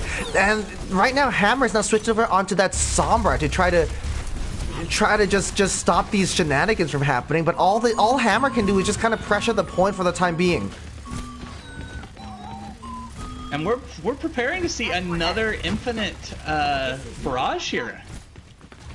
I mean, as soon as he sees the defense matrix is down, he's gonna go in and he's gonna probably kill 3 or 4 Alright, Suns is going to get hacked here, which is absolutely enormous. The barrage is going to come out trading out for Cthulhu, as Suns now has the attack mode online, is going to get slept and woken up immediately. The resurrection is out onto Infinite, so still a man advantage. 2 man. Okay, Suns, relax. You won the fight. Stop it. Diva Mom is going to come out. Are the shields online for it? Yes, there are. We're getting closer and closer to OT. Iconic Noobs still have a full squad on the point here, so now it's just up to cleanup duty, as Lee Ratty being taken down could be the opening that they need here on the side of throwing for content, but I don't think that's going to be enough. OT's going to get re-triggered here as the Tracer blinks on, as well as Kappa on the Lucio, still taking so much damage without their own burst to answer to take out these tanks and these DPS players. And really good boot to stop Damon from touching, who eventually does strong arm their way onto the point, promptly getting deleted. Iconic Noobs now just on cleanup duty. Crypto, what a map we have experienced here. Oh my goodness. The cleanup's taking a little longer than I expected. I'm trying to work to a smooth transition at the end that I'm finally going to get to now. Iconic Noobs lead the series 2-1 here in the Overwatch Oasis League Grand Finals. This is swell. I want to go back to a comment that Korean made in chat earlier, and it said, wait, all they needed was a 6th player? And Korean. I give you 6v6. I mean, if you want to build the real storyline, the only 2 maps where they had a full 6, they won. For the whole, when they had a full 6 for the whole map, they won. That's fair. Every full lobby's all you need, baby. This has been some class A Overwatch. They were so clean on their attack with their rotations. Those sim TPs being followed up on, Infinite on that far, absolutely ridiculous. And on the defense, just playing exactly how they needed to. Infinite and Suns just taking these opposite angles. And unfortunately, throwing for content just come in, have no idea where to look. They come in, there are all these rockets, and be mindful of the fact that those rockets have been a nightmare for them, having their sleep paralysis demon all series. I don't think Infinite's literally played anything else. If you want to go back and check the VOD, check my math, let me know. He played maybe a little bit of Tracer at a point. Doomfist on Control Point. And they lost. So what does it matter, Crypto? And they lost. Okay. No, these rockets have been terrorizing them all day. So they're already so hyper focused and have all this PTSD of all this damage raining down from above them, and then they look up and it's Sun's voice line spamming on Bastion. Chat, no worries, they have been warned. But ridiculous. Absolutely ridiculous from Iconic Noobs to be able to take these L's and still continue to bounce back. You love to see it. That resilience and that mental fortitude is a bit of a chef's kiss here. It is. It was swell. It was very swell. So a little analysis from chat. We're seeing TFC need to pick Junkertown, says Mantis. I think Junkertown is an interesting option. My concern with Junkertown would be on the offense, at least. I think the Farah Bastion is Farah Bastion pirate ship is sort of a thing. And I'm basing that off the idea the Junkertown pick from Manta's suggestion is you run double hit scan or whatever, and then the Farah has absolutely nowhere to hide. Which is fair. That is a true fact. But if you're running double hit scan, I have absolutely no idea how you hope to deal with the Bastion on the cart. And we are going to Gibraltar.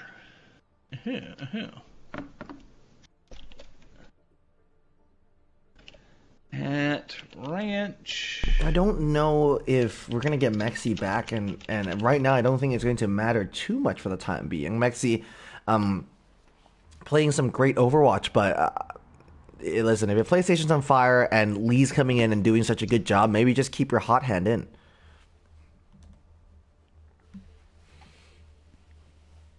I mean, I'm not 100% sure I go quite that far. I see where I see I like the hot hand theory. I am a big proponent of it. Mm-hmm. I do wonder if you're messing too much. You might be giving him a little bit too much credit for the hard swap. I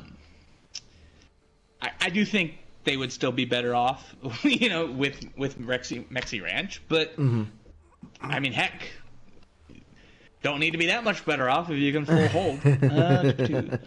Chubb, Cthulhu, legits, and weakness. Oh, the double DPS swap. You gotta shake things up a little bit here. You lose here, you go to match point. Jerry, legits, weakness, Chubb. Yep. Okay, so we have, I think, everything squared away. Throwing for content, happy to go for a dive map, something Iconic Noobs have looked fairly comfortable on. They're hoping maybe no Pog, no Mexi means that they're a little bit less coordinated than they have been before, like we saw in Lijiang Tower. Interesting to see them not pick something a little more brawl-friendly. Interesting to see them pick something that's so far friendly, Crypto. I mean, I don't know if I consider Gibraltar that far friendly. I mean, it's kind of, but you also run it. This is like the OGest of Widow maps. And maybe not so much on console, but Hitscan in general is going to have a pretty good time. Can you make Farah work? Yeah, I agree. I think you can. But there's part of me that thinks, in much the same way that we discussed earlier, sticking to your guns when they know they work, I'm 100% sure that TFC have seen Farahs before. Like, I'm sure they have scrimmed many teams with Farahs. And they know what they're doing. They know what they have to do. So, they're sticking by their guns, I suspect. They're playing what they're strongest at. and I hope works for him. I like teams sticking to their guns. And we're looking for one last ready from Mr. Ranch, who is typing in the chat. Oh, come on. Start typing again, Ranch. Just waiting for the readies to come through. Because this, I mean, like, also if you're Ranch, you just want to get readies as soon as possible, right? You just want to get the show on the road. The momentum's firmly on your side, and like you said, if Crypto, if you believe in the hot hand theory, definitely believe in how much momentum is going to make a difference. No, I like this. If IN win this map and put it on match point, I think the question of how much mental resilience we can see from TFC doesn't become a question and I'm doubting it. But we talked about that being a big strength for Noobs, and it's something that's going to be a question mark. Do TFC have it as well? 2 minutes, please. Toilet break. They have time. Righto. Yeah, they should be okay. So back to filling.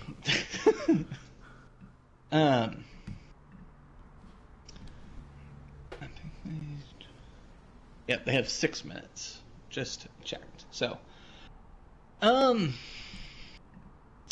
not to mention, because the gap in, if you get into a position where you're 3-1, it's as though you have to reverse sweep a normal game. Yeah, because you have to win the next 3 in a row, and that's tough. It's tough, and especially once again, it's tough when you're losing, obviously, but when you're losing and you're watching iconic Noobs deal with all these things going wrong, and you're still seeing them come out and winning maps, that's brutal on the mental. Watching TFC watching iconic Noobs coming out and doing a good job despite everything, you're thinking, oh, what else can we do? What if we can't capitalize on all this craziness happening right now, then what chance do we have of winning? So it's kind of up to the leadership figures here on Throwing for Content. I know Kenny, as their coach or manager behind the scenes, definitely going to be banging some heads together, trying to get everybody's mentals and emotional states reset. There are definitely some good experienced figure. I know Butt's been around for a long time, Cthulhu's been around for a long time, and it's just kind of up to them to just keep everybody breathing, keep everybody ticking along. Boys, it's still 0-0. Let's go get them. Agreed. And we are going into the game. Nank is saying that this was part of the process, that they're not just doing this on purpose. Iconic Noobs running into all these problems, overheating the PlayStation on purpose to throw off Throwing for Content. You'd love to see it, folks. Well, I mean, Iconic Noobs, the thought might be, we know they're down prof. We'll go ahead and go down a main tank as well. We're already down 4 other people. We might as well just go roll for roll. And, even though I predicted them, I told you it was a betting man's odds pick, not like a strong conviction that Noobs are going to destroy this. Right. So... Yeah, if any stream team members are around here, big props to the script writing that's been going on, because this is a little silly. This is a little silly. This is a very, very good script. Love the work here. Love the writing. Thank you so much for getting us on air for this. Weakness almost taking themselves out in spawn there with a couple Helix rockets too. Indeed, and we are seeing Infinite on what I actually think is just as good a hero from him, the Echo.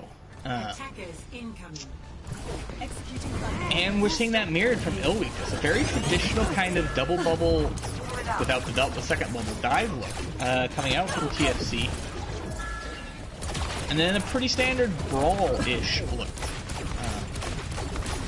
from the side of Iconic Noobs. And the posturing is starting. Yeah, weakness, you're just playing on that low ground, and it looks like Flame for Content have been able to secure themselves up halfway onto this car wash, but it's now in these areas where Suns and Infinite are going to be able to lay in, frankly, a silly amount of damage here. Infinite just playing very safe, a little less ballsy than they were on that Pharah, and just choosing to, okay, those stickies are not going to connect either, they're just going to have to play this very safe. And just going to take this slowly. The cart's still rolling forward. Both teams just jostling for position. We haven't gotten a real fight in yet. No, I mean, we're starting to see a little bit of engagement go down, and Sun's finding legits to start this fight off. Yeah, now it's a lot of pressure on the McCree that's going to be alleviated, who is now able to free fire on those squishies and helping helping Infinite follow up on that damage to Kappa as well is absolutely crucial. And finally, after like a 2-minute long fight, the payload has been stopped, and the team is going to reset here. Iconic Noobs choosing not to take the high ground. You're going to choose to stay on the ground. Yeah, I'm not loving Lee Ratty's positioning here. I mean, he could be standing on the overpass and be in functionally the exact same spot, just with the option to be up. Like, he can... That's his power with high ground, is you can always go to low ground. You can't always go to high ground. Adaptive circuits engaged. Alright, now Okay, the so the duplication double has been engaged. The Deadeye is going to be whipped out here just to keep it at bay. Desperately looking for targets here, and oh no, okay. Oh no, Legit is gonna get slept and just... The bag's gonna come out as well as the flashbang. That's absolutely brutal. Iconic Noobs are fully styling on him right now, getting 2 picks nice and early on as well. The Nano coming on to weakness after 2 players already went down. That is a decision I am not sure I can agree with. Throwing for content just looking a little bit boomed at the moment. I actually thought the little, like, side area behind the forklift flank that TFC went on there was gonna win that fight. It was devolving really fast, but the healing output that, like, they managed to get and prioritize, triaging that, let them survive it and come back very strong. And now we just have just over a minute left. Alright, Diva Bomb is going to come out into that backline. Infinite with a really well-timed dupe to avoid all that damage, but then fly straight into the remake. Is that Diva Bomb going to be engaged? Yes, it is, just for a remake real quick. And his Chub Matt Damon is going to be taken out as well. Iconic Noobs looking very healthy with less than a minute remaining now to hold. Infinite here just trying to get some extra ultra, trying to get some picks here. Sans with the Deadeye online. J-Money with the Nano Boost as well. A Shatter online. This is a little bit of a lopsided ult economy. Weakness swapping to the Reaper here. I don't understand what Reaper's supposed to accomplish here, in all truthfulness. It's definitely not a favorite matchup versus...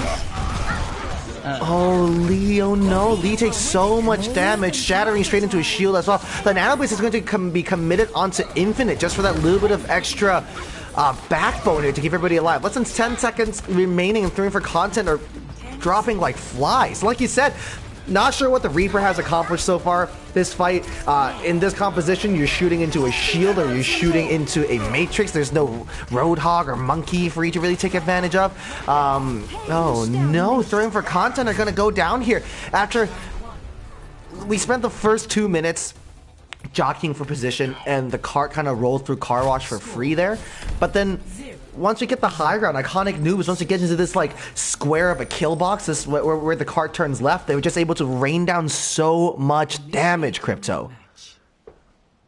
That was like very clean. That was, you know, I go back to everybody used to hold the choke on every map ever. You know, on the, especially at, you know, lower ranks and whatnot. And then you'd see, you know, not even Overwatch League, contenders level play, not even like look at the choke. And they did that because they would rather take the fight where they want to take the fight as opposed to at choke. And that's basically what we saw Iconic Noobs just do there. They said, you guys can have all this free space, we're gonna make you take it slowly, but we're not really going to get into a fight. We're not going to fight you for it. And then once you're in our house... When the space matters, Crypto. Yeah.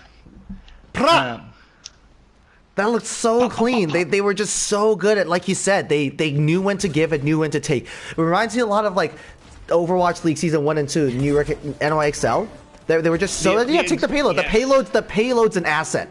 And the payload's a resource, and you can take some of that in exchange for you being in these awful positions for the rest of the map. Son's now on that Hanzo, looking for a couple early picks of Infinite off the Echo over onto that Pharah. Not sure if we know, not sure if Infinite's a good Pharah player, only time will tell. Already 20%, sorry, already a third of their way to the barrage. Oh my goodness, this is ridiculous. Weakness here on the Ashe to try to deal with it, but not going to have a Mercy pocket either, and Crypto, the Junkrat pick here. The Junkrat pick seems to ignore everything we know about what Iconic Noobs have been doing. Long-range hit scan and Pharah. And Junkrat doesn't like either of those. I mean, listen, they did just play Reaper into Rhine Diva, so... True. So, I like the Junkrat more than okay. Oh, wow! Infinite pocketless for the time being. Eventually, they're going to get healed up, taking the duel against weakness and winning as well. Throwing for content, just having to backpedal here. In a little bit of trouble, J-Money just happily pushing the card. Very close to a nano boost. Infinite not with the barrage online. This could be spicy. Yeah, no, they're going to come around here. Like, again, the second that Infinite sees the lack of defense matrix, it's going to explode. And it's potentially the map with how much they're letting the cart come forward. Yeah, we're down to one fight territory already, and weakness just without a mercy pocket is going to struggle to do too much against Infinite here. All right, the barrage is going to come out, taking down the immortality field as well eventually, which means that BAP is not going to be long for this Earth. Jerry, Gary, I don't know how to say your name, but I do know that you're back in spawn. Oh my goodness, Iconic Noobs are on a roll for the time being. The resurrection is down to Infinite as well, so that firepower is going to be clear and present. Kappa now is going to have to use that Lucio stall. Those jump mechanics, those hopping mechanics are going to be at their maximum lead. The final thing that Throwing for Content had to lead on was that Riptire, and Lee was able to take that out with a very clean fire strike, the best one that they'll hit in their career. Lovely little Bionic being splashed out there. Diva Bomb just for decoration. Iconic Noobs take the lead 3-1. We are now down to a championship map here in the Overwatch Oasis League.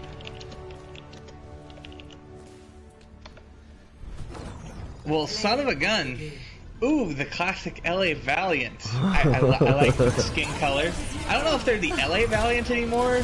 I've heard Beijing Valiant. Beijing Bears is a good one. Beijing Bears, yeah. Okay, we are now officially at put up or shut up time. If you're TFC, and whew. This is silly. This is a little silly. It is put up or shut up time. We are now headed into match point. Iconic Noobs have the lead 3-1 against Throwing for Content. The only map they dropped was one where they had to play out some of it with 5 players. Things look very, very good. Throwing for Content just once again look a little bit messy, messy is a really strong word. Looking a little bit disheveled, I think is a better way to put it, because you can tell the potential is there. They are undefeated throughout the regular season, but just somehow it's just not clicking for the time being. Agreed. This is, I mean, we're seeing swaps that I gave them, the credit earlier. I suggested that this isn't the first time they've seen Pharah. They have strats. They know what they need to do to play around this Pharah, and presumably also the Echo. I do not believe that Junkrat and Reaper were part of that, thesis that they have built over the last... Shoot, have we been running this for almost 8 months now? Yeah, a little bit. It's been a bit of a long season. Okay, so we have a new contender coming in. Mr. Matt Damon is out, and a player who's not here currently. Oh no, there he is. And we have Weakness and Link. Okay, interesting. Yes. I mean, I'm surprised Kenny had that lineup ready to go so quickly, because props to Kenny for not overthinking this, because I would be stressed out of my mind trying to figure out what the correct thing to do is here. I do agree. I mean, I hadn't even asked for maps We're going to Nepal. Kenny's ready. Kenny knows what's up. I asked for rosters. He's like, Cthulhu, Gyro, Weakness, Link, Jerry, and Butt. And it, instant. I will say, for my pred to be exact, I do need TFC to take another map here. You do, and Uravity and I's predictions are already completely kaput in the toilet. So you already automatically, because we both predicted 4-2s for throwing for content, and Narcotic Noobs have 3. I mean, you can still get the direction, right? We still could get the direction, but we're definitely gone for getting a. Yeah, crazy how that works, Ranch. Thanks for the clarification. No swaps coming out from Iconic Noobs. Yeah, chat. I know you were waiting for the substitutions to come in, but Iconic Noobs here, once again, having gone through some let's say creative moments throughout the series, now are looking the championship just a map away, a couple short fights away. Winner here will get $50 donated towards a charity of their choice as well. So a bit of healthy competition to go around as well. Some bragging rights on the line, and maybe we get to feed some hungry children on the way.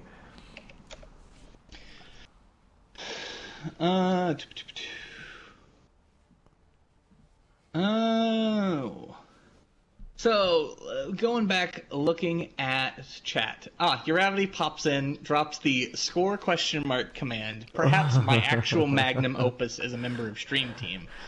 And instantly goes, well, there goes my pred, WTF. Well, it happens. I know, Kitty, there was a discussion of... true. There was a discussion of an actual trophy. By Mr. Buttweiser himself. Oh, doobie-doo. Beautiful sleeping and rolling in that catnip at the... Chuck? What? Huh? I'm confused. Chat has confused me. So... Let's go back and let's think about what we're going to see from TFC here. Gyro, by his own admission, he is rare. He is a rare sight to see at TFC. He mentioned that earlier. So I really don't know what that swap suggests.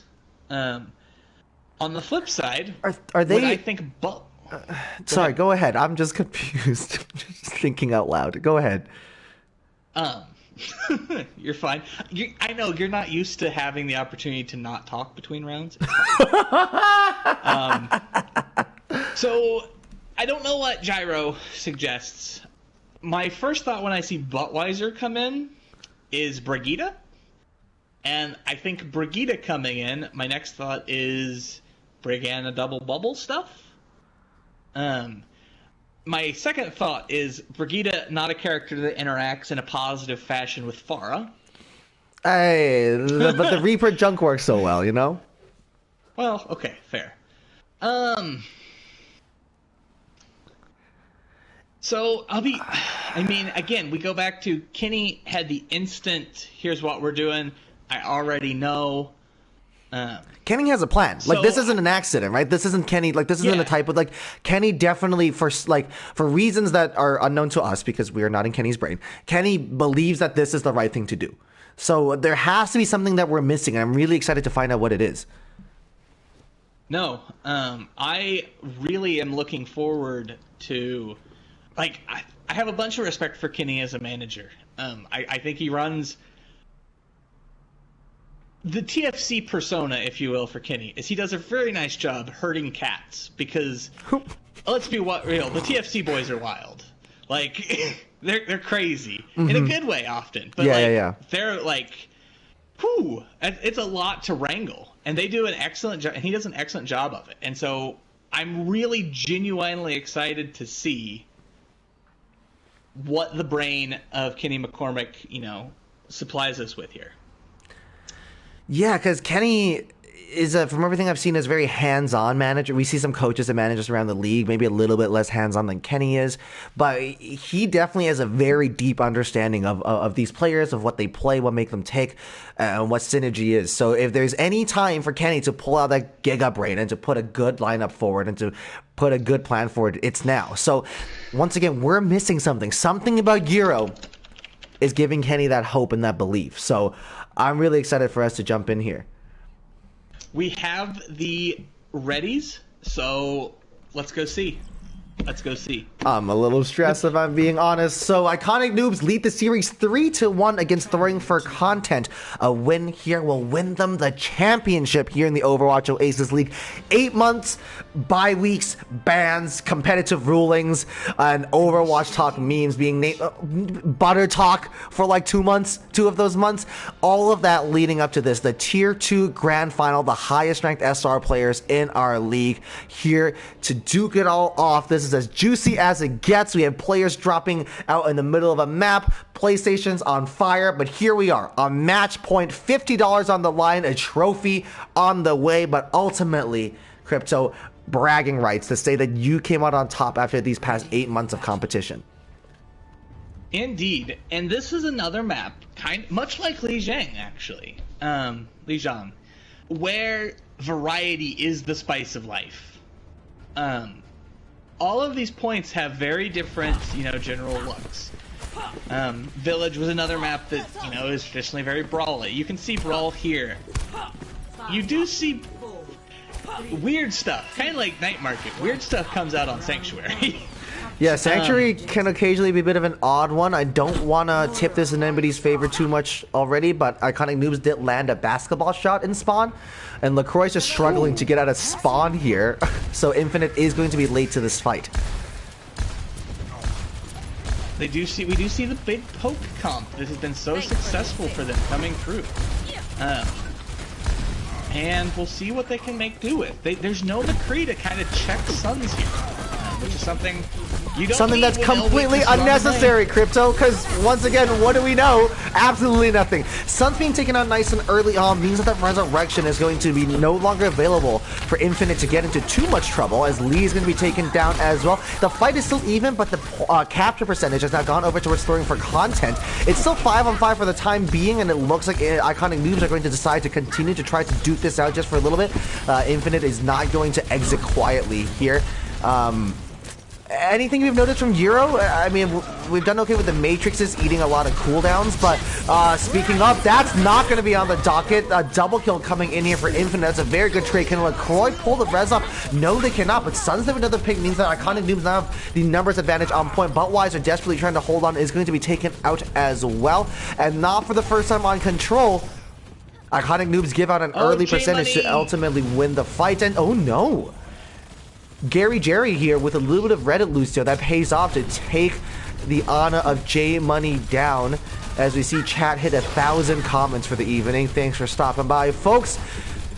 Crypto, things, I mean, bit of a give me some deja vu for the time being. Yeah, no, this is similar story. Oh, Buttweiser going down there is very big. The sustain in this poke comp, or this anti-poke comp, if you will, suddenly much less. Yeah, Lucio heals may not be enough to keep everybody alive here, especially with Suns on this kind of form. And Lee with a triple kill on the Diva Bomb. That's absurd. Iconic Noobs picking up exactly where they left off, looking so clean on this control map, on this championship point. Lee, man's gunning for a tank MVP from the sub role. He's just putting up a fantastic performance. On the bright side for Throwing for Content, ult economy seems to be in their favor now for the first time this map. Certainly. For what feels like the first time in a long time. We haven't seen... Oh, freeze?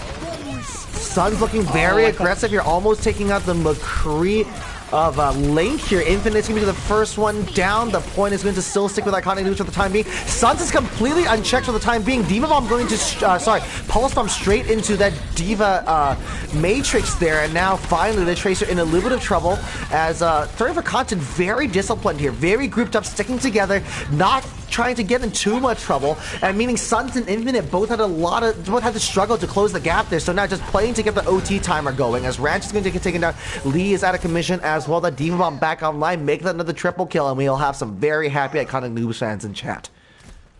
I do want to loop back around. I do really like Gyro's Diva. Like, he ate up a pulse bomb that would have been pretty huge there, and really offered them an opportunity to get back into this fight. If he can... Oh, that was a really fast shot. Early Shadow coming out is not going to find much here. Infinite with a double kill. Nice and early on to open this up. Things are looking desperate for throwing for content. The Nano Boost coming on to Lee as well, who has the Diva Bomb ready to go. The self-destruct just to clear the point out if and when necessary. That's the only ultimate they really have online. Sun's not too far from that Tracer Bomb. Lee's just going to chuck it straight into spawn. That's absolutely brutal. Can Link touch? Barely. Having to walk on, though, using those blanks to get to the point as a sleep guard is going to come on to Cthulhu. Lee is doing to get demech, though, so things... Okay, throwing for content can actually make this work. Unironically, this fight looks a little bit in their favor. Next pick here is going to be absolutely crucial, and just to say that weakness is going to go down the oh no, the sleep plus the Bionade onto Cthulhu is going to be brutal. No healing, and also you're just lying flat on your tummy there. Euro not far away from that Diva Bomb. Is that going to find any value? Well, hopefully it does, but I don't think any picks are going to come from that. Suns, though, is going to take the Euro before the remake is going to come out either. Iconic Noobs here continue their rock solid mental and their really, really good cleanup. Weakness now switching over onto the Doomfist, desperately trying to hold on, but that's too little too late as well. 165. Iconic Noobs need one more point win to secure the championship here in the Overwatch Oasis League. Suns went wild in that cleanup slash stall close it out fight. He picked up like 4, including like damaging the respawners on the entry. That was a fantastic performance from Iconic Noobs. The mental fortitude, the clutchness is with them very much. Things are looking on the up and up for Iconic Noobs. It has been a great evening to be a player on this team. Infinite is going to stay on the Pharah, obviously, and LaCroix is going to switch over onto the Mercy after amping everybody out of spawn. Indeed. Oh, Alright, so again, we are seeing the slight tech swap from Lee Ratty over onto the Sigma, which I like here. It allows you to have kind of a mobile hard point as you rotate here. Yeah, that Sigma's going to be absolutely crucial, though. Obviously having to ration that shield, but like you said, having like kind of the core of your team being able to be move a little more and just set up. See, we see both these teams having fully wrapped around each other, and once again, throwing for content, going to point early, getting that early capture, but that does not always translate to the fight win as we've seen them play out on Control. Indeed, in fact, they're now forced back off of point.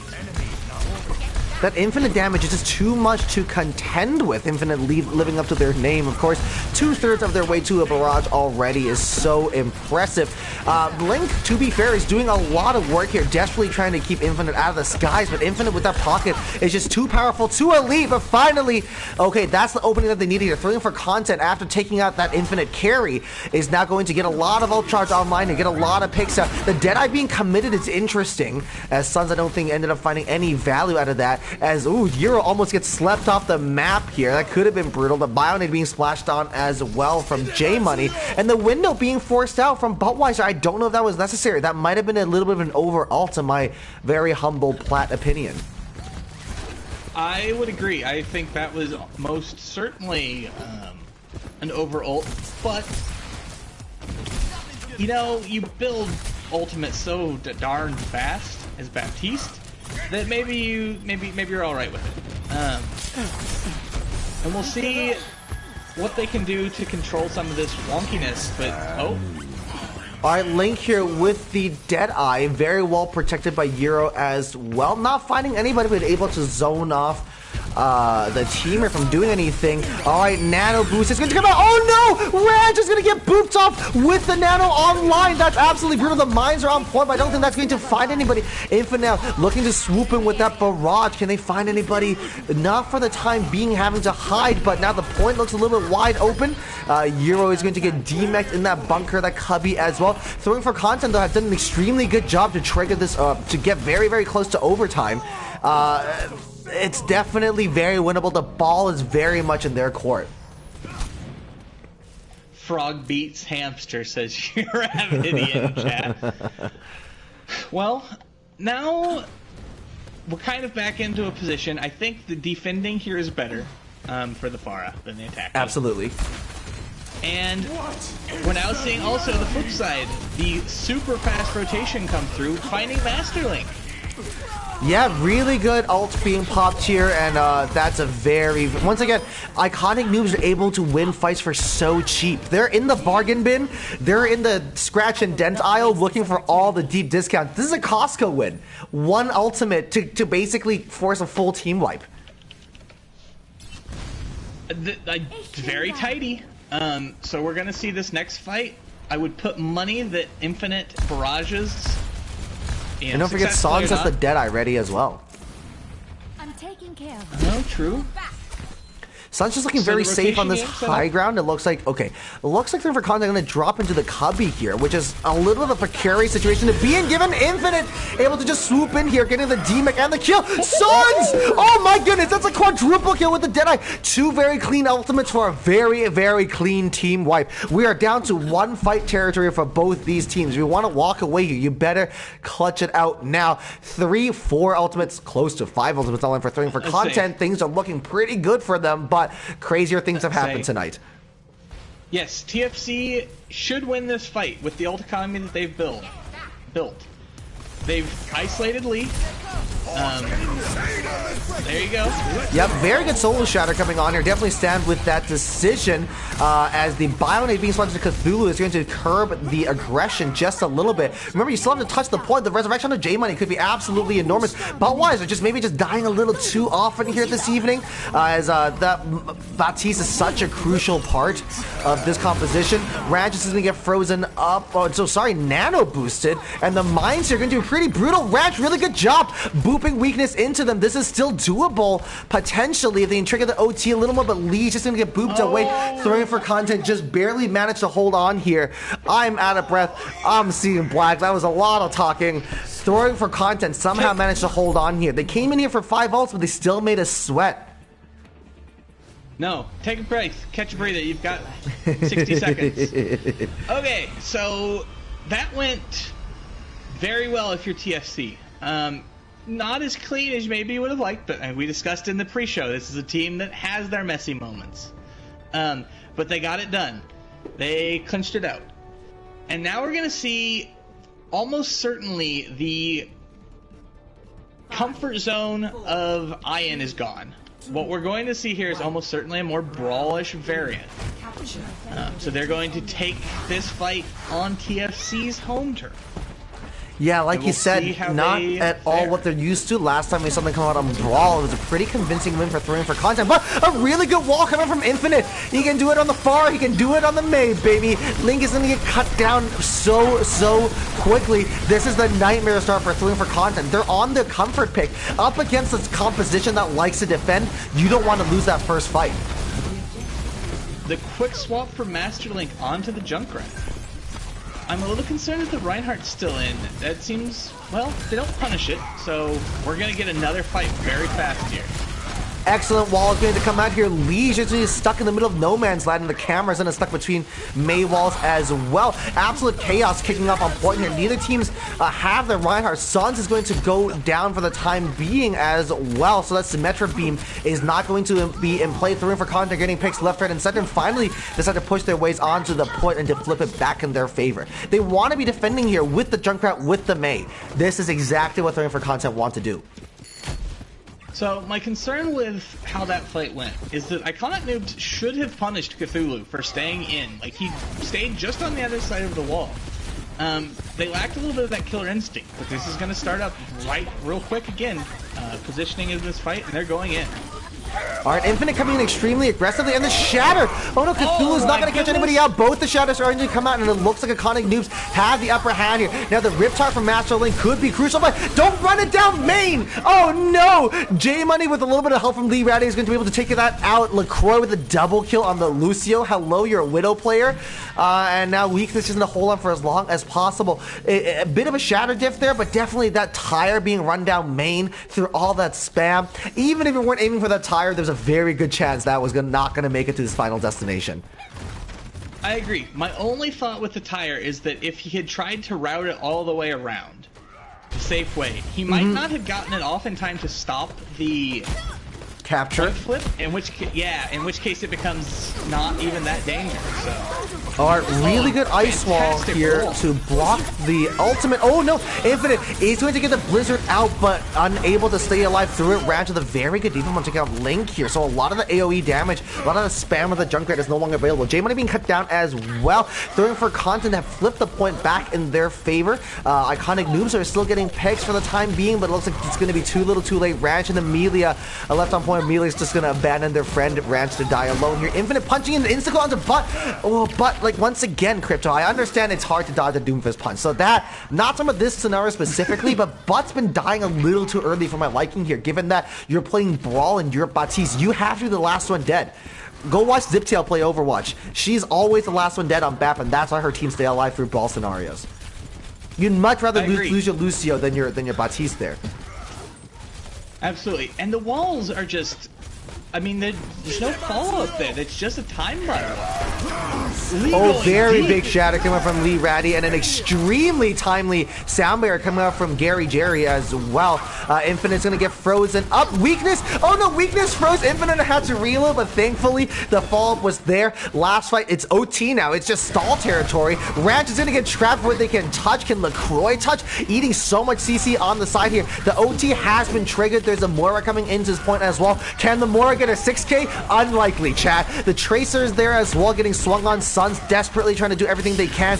Lee on the ball coming back, throwing for content. Looks so comfortable on this Brawl composition, and it's going to pay off. Lee finally getting cut down. Throwing for content are going to win the map, and the series is now 3-2, still in the favor of Iconic Noobs, but throwing for content have kept the storylines alive. Like you said, for them to win here, they're going to have to reverse sweep like a vanilla non-grand final series. So this is starting to be a test of endurance and mental fortitude, Crypto. I fully agree. We are in the depths of this series now. It's going the distance. This play, actually, from Ranch, setting up the no retreat mines, especially after they baited the super aggressive Brawl Rush out into Infinite's barrage. That was a really masterful little piece of play there from them. Okay, so map pick now goes back to Mr. Ranch and Lee. Ho, ho, ho. No far equals no W, says Mantis. So we assume Kenny is going to defend, so I'm going to go ahead and start swapping sides. So throwing for content, now that it looks like their mental is a little bit back intact again, I'm cautiously optimistic, and here's why. Iconic Noobs have done so well to outplay their situation for the time being, but at the end of the day, that's just 6 players. And in a series like this, we're now moving on to our 6th map of the evening. That's gonna take a toll on your mental fortitude and like your stamina. Playing like such high intensity Overwatch, it like takes a toll on your brain. And eventually the call-outs are going to come a little slower, a little quieter. Your reflexes are not going to be as quick as they used to be. You're going to miss a couple shots, miss a couple shatters, and that's what throwing for content with this incredibly deep bench they have can start to bring some people in. Indeed. I think the flexibility of the roster can, come back to play a little bit here. Also, I am going to commit a self faux pas. Uh-oh. I don't remember what the next map type is. Well, for I hope playoffs. they know. Lee already asked me what it is. So Okay. I believe it is hybrid as well. Hybrid is what I was thinking. Psychomantis has very close sources to iconic Noobs, letting us know that they have a copious amount of G fuel to fall back on, so that the issue I brought up won't be a problem.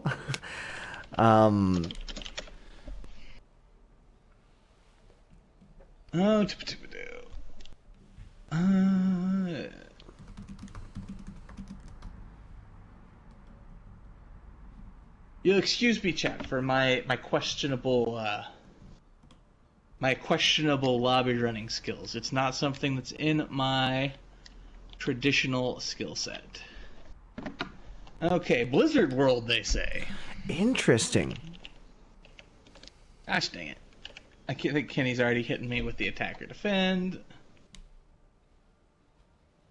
Ariana, that's an extremely convoluted. That's a meal in like 4 different directions. All of those things individually, sure, but together, you're brave. You got a stronger stomach than I do. But Blizzard World is going to be interesting because once again, the ball compositions of iconic Noobs are definitely going to work out. And we have found out tonight that Pharah turns out to be viable in every situation possible. You know, it's funny. Going back to earlier, I feel like Mantis suggested... Oh, is Kitty about to correct us on the map type? Oh. I see Kitty typing in Stream Team, or in Troll Hybrid Escort.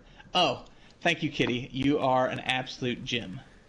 Kitty Hybrid is Escort so assault. wonderful. And her brain is so She big. is. And also comes in his last minute sub like 4 times a week and doesn't complain. Shout out Kitty, chat. Show Kitty some love. Been like steadily just keeping Stream Team ticking along. It's been a very long season and Kitty's been ever present. So 3-2 on the side of iconic Noobs. They, for the first, as Korean so helpfully pointed out the stat, this is the first time they've lost a map this evening while having a full 6 players in the lobby. Okay, true. This is going to be a test in their ability to reset their mental state, because after King's Row, after Hanamura, they were riding this crazy high and have continued to ride that momentum until now. They still have match point in hand, the championship point in hand. So they do know that a win here brings them $50 and a trophy. And don't forget, as Kitty very helpfully pointed out, hot pink names in the Discord server. But they were playing on such a we have nothing to lose mindset, Crypto, that now that there's something on the line, I don't know if that's going to mess with their psychology a little bit. You know, that's probably true. You know, they went from the hard vibe in life to competing for the trophy. And, where we're at, we've talked a lot about iconic Noobs. But I want to go back to TFC. When they are on their home ground, running, as we saw, those Kenny-officiated big brain strategies, they look really good. I agree, Butt got picked early, probably more than he should have. But they won Fui, you know? Yeah, they won Fui, but also the Euro pick coming out from Kenny.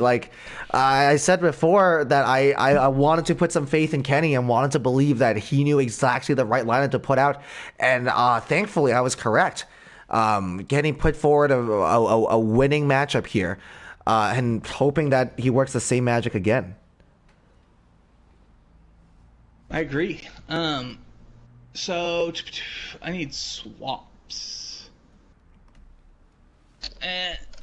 Kenny, swaps, please.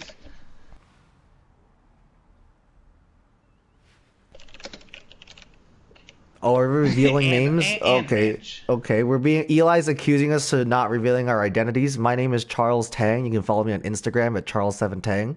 You can follow me at Twitter at Charles7Tang. You can email me at charles7tang@gmail.com. Send me your taxes. I won't do them, but I'll look at them. There we go. That's the face reveal. My name is Joe Peters. You can follow me on Twitter at _Joe_Peters. You'll know that it's me because it also says Joe Crypto Peters. I'll be honest, I'm not on Instagram enough to know what my Instagram handle is. I can find if you out. Want to follow me on Facebook? Because you definitely follow me.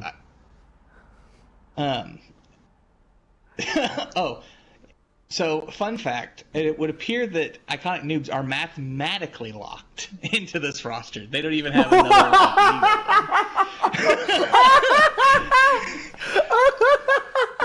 So... You can't make this up, Crypto! Oh, no! Because this is a full 52 lineup as well. So that they're... Oh, that's too funny. That's amazing. So that just gets tighter and tighter. We have readies from Ranch, and then I'll hit Kenny. Ever since Kingu came, we have readies and readies. Everything looks square from your end, Charles? Oh, Charles been ready. Okay. Well then, let's go to Wizard World.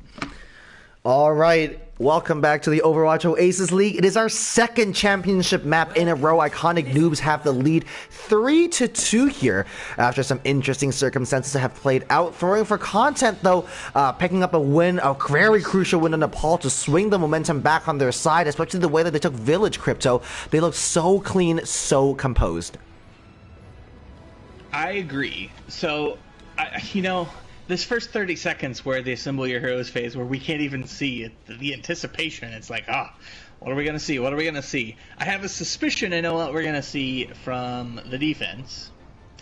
And then the offense will troll us up until literally after they left spawn on Hanamura. They kept running back and forth. So, okay, so the defense is the Sombra for the ball. I can't say I'm surprised. I was a little... If anything, I'm surprised it's just now coming out. But maybe this is the first time they have... Okay, let's say this. A real comfortable read that the ball Pharah is going to happen. Yeah, I know that's really rude to say, but you're absolutely right, Crypto. This is the first time it looks like they, realize that might be an option. And with all the high ground... here Sombra is going to be able to access Infinite a lot, actually. That Pharah might just be opening themselves up to some hacks, Crypto. That's also true. A hacked Pharah. Talk about a sad hero. They don't get much sadder than a hacked Pharah over top of, an enemy team. Alright, very big dynamite being thrown onto that backline, but this high ground forced to be abandoned by throwing for content for the time being. Weakness unable to getting the hack onto Ranch, but not able to get too much ult charge for the time being. So they've pressured, they've made the space, and now... So, once again, unfortunately, Buttweiser is the first one down in this fight. Gary Jerry here with a very timely res, getting chunked down to half health, but the healing is there to keep that Mercy alive. Very ballsy res there. Infinite doing everything they can to punish them. Speaking of Infinite, okay, up in there, getting hacked out. This is the first time we've seen Infinite run into any sort of, hard counter. And the first time the hack comes through, Infinite just gets absolutely deleted, falling straight into those hammers. Things are looking good for throwing for content here, but Lee getting a pick could be the turning point that they needed. The Bionade is absolutely enormous. J-Money's been landing them all night. You love to see it, folks. And it looks like Iconic Noobs. Oh no. Gary Jerry going for a very ambitious resurrection there is not going to pay off, getting slept and then promptly demolished, but somehow still managed to stall for a little bit longer. Those Batiste jumps is how I can tell Butt plays on a controller with back paddles. Despite their best attempt, throwing for content, have to give this up. They do look like they're dealing with that far way better than they ever have before, but Weak is now switching over onto the Mei on Blizzard. Crypto, help me out here. Tell me what this Mei is supposed to accomplish. They're committing to the brawl, and then they're gonna let Masterling try and deal with the Pharah, which, fair enough. And they're gonna try and win the ground war with the help of the Mei, which is not unreasonable.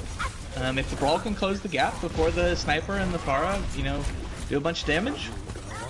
But they've been trying that all series, Crypto, but the Dragons are going to come out here. Cthulhu's going to get so much their health deleted, but they do manage to stay alive. The Bob is committed as well. Infinite being taken down yet again. Thunder for Content are going to get an anchor on point here. Not just that, they're going to be a hold here at one of the most difficult points to push through in the entire game, but they're forced to give that up. I think Cthulhu not too comfortable here, and Infinite here trading out with Gary Jerry. No mercy means no res. The Demon Monk comes out. Link is going to be taken down. Iconic Noobs are so good at cycling these ultimates. The Earth Shatter coming out now just to secure this as well is going to be absolutely brutal. Sun's just literally filling the kill feed between D-Max and killing, you know, immortality fields and a little bit of everything. And we're now seeing Ill swap over to the McCree for even more anti-fire pressure. Oh no! Cthulhu trying to pin onto no, point, but those storm arrows are too much. Headshot after headshot after headshot. Oh no, Cthulhu. That's brutal. That's so much ultra being handed over as well. And just under 5 minutes on the clock here. Remember, they went into King's Road, the last hybrid map, with over 5 minutes as well. So this is a similar time bank. This is ridiculous. Indeed, they are cruising. This is an incredibly fast time for Blizzard World. Getting out of Blizzard World with only 2 fights on second point and not 7 because of the the last capture spawn is fantastic. No, it's absolutely phenomenal. This is really good from Iconic Noobs and doing way better than they have any right to do, if I'm being honest, on the streets phase. Just like you said, it's not set up to help the attackers. And the dragons are coming through as long as the nano boost onto Lee Raditz to be very aggressive and take a lot of space here. Link is going to the first one down here. Lee just swinging on a homie. That's brutal. J-Money being taken down, though, means that LaCroix's Mercy is the only source of healing. Nope, never mind. Forget that. Very good resurrection. Means that the Ana is back in play. Earth Shatter is in the laydown 3, though. Absolutely enormous. The Fiery Strike is going to go through the window as well. Deadeye being committed from weakness is going to take down J-Money. No resurrections this time. That's still on cooldown, big boy. Demon Monk coming out, not finding anybody. That is a decision that I will have to go back and review. Not quite sure if we needed or that Demon was going to accomplish anything, even if it got some picks there. And once again, pretty even ultimates here, but not that even of spawn advantage, Crypto. I'm not supportive of the Ranch ultimate decision there, but they got a lot of time. They have a barrage, which has traditionally been an indicator of a fight win for IN. That said, Gyro's done a much better job shutting them down. And we have dragons to sort of force them into position. Oh, Infinite going for a very aggressive, very risky duel here, but Link was just able to hit those shots, and crucially, Infinite dying in a really awkward area. That resurrection definitely is not going to be available as well. Props to Link for able to land those shots and getting a Bob online as well. Weakness with a Deadeye not too far away either, so Thunder for Content did maybe have to invest some ultimates there, but definitely not too much more than they were expecting or hoping. You know, I would really like to see Infinite potentially dump this, and oh no. There it is, the DTBS ultimates have been committed. Infinite only finding 1 ping, but that should be enough. No Buttweiser and no weakness is a lot of trouble here, but eventually that resurrection and that pick means that both these teams are even for the time being. The Bob is going to get demolished as well. Iconic Noobs are edging closer and closer to this finish. The Nano Boost is going to be committed as well. It's going to be so difficult for any Thunder for Content member to touch the cart.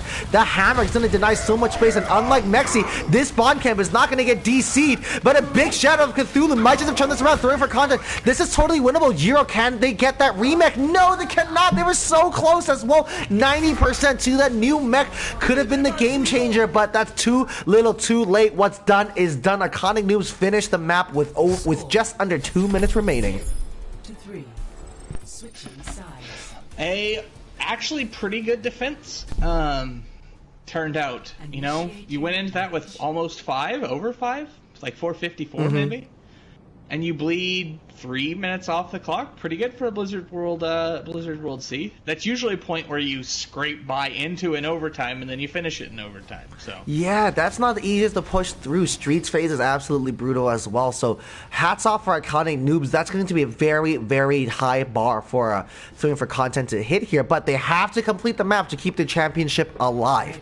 Iconic Noobs lead the series 3-2. They're the folks in red on the right side of your screen. A win here means they walk home with the championship. That's a physical trophy being mailed to your captain. That's $50 from yours truly being donated to a charity of their choice. And that's that's bragging rights and hot pink names in the Discord server.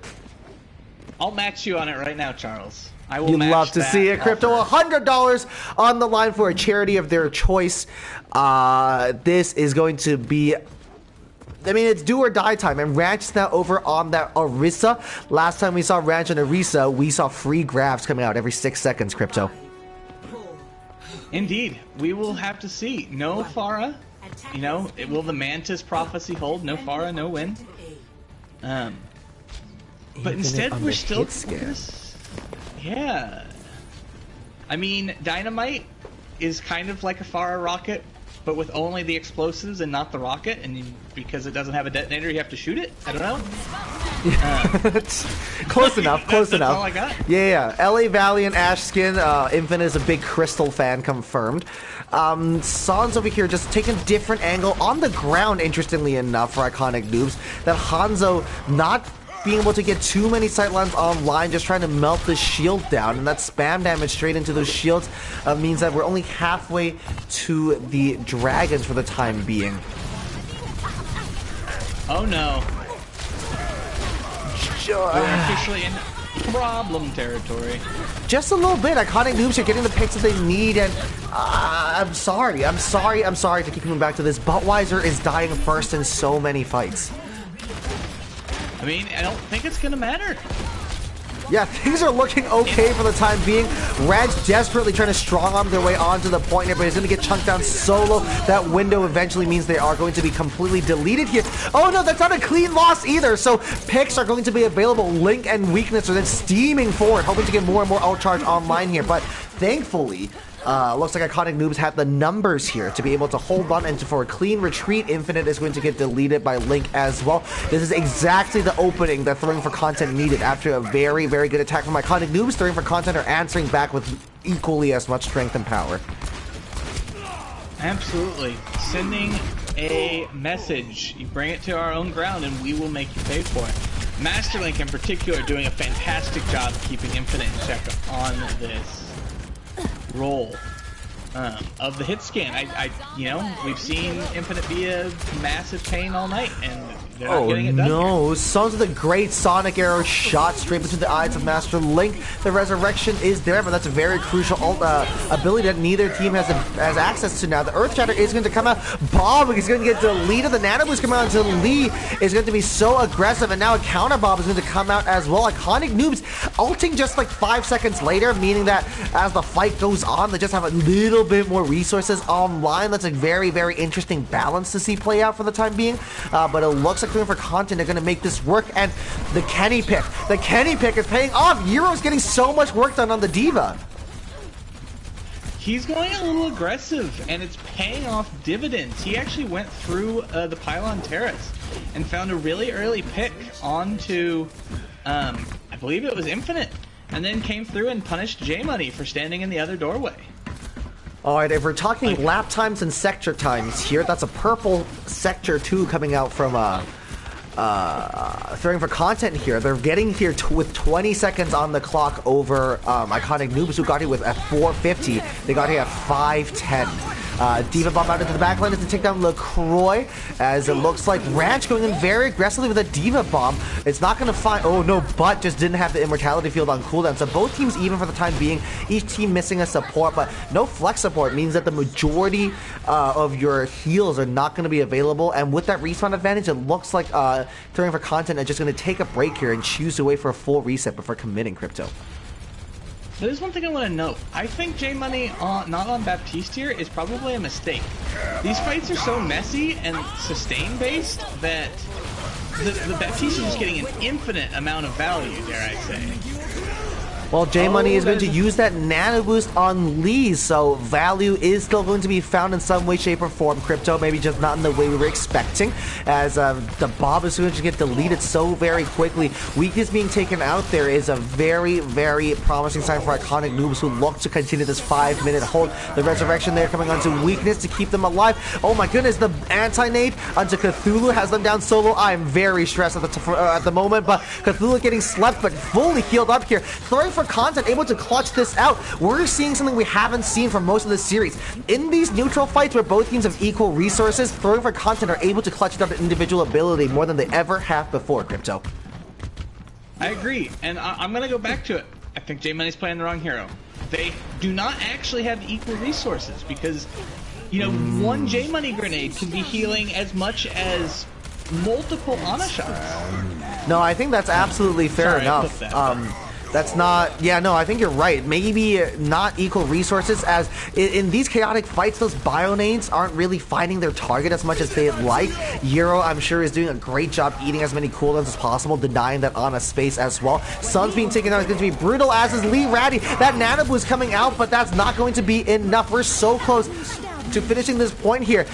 Throwing for content that pulled this out the bag. The Diva Bomb to clear the point out, just going to be all it takes, and they finished with almost a minute over their opposition. These teams are speed running through a map that most teams can't even complete.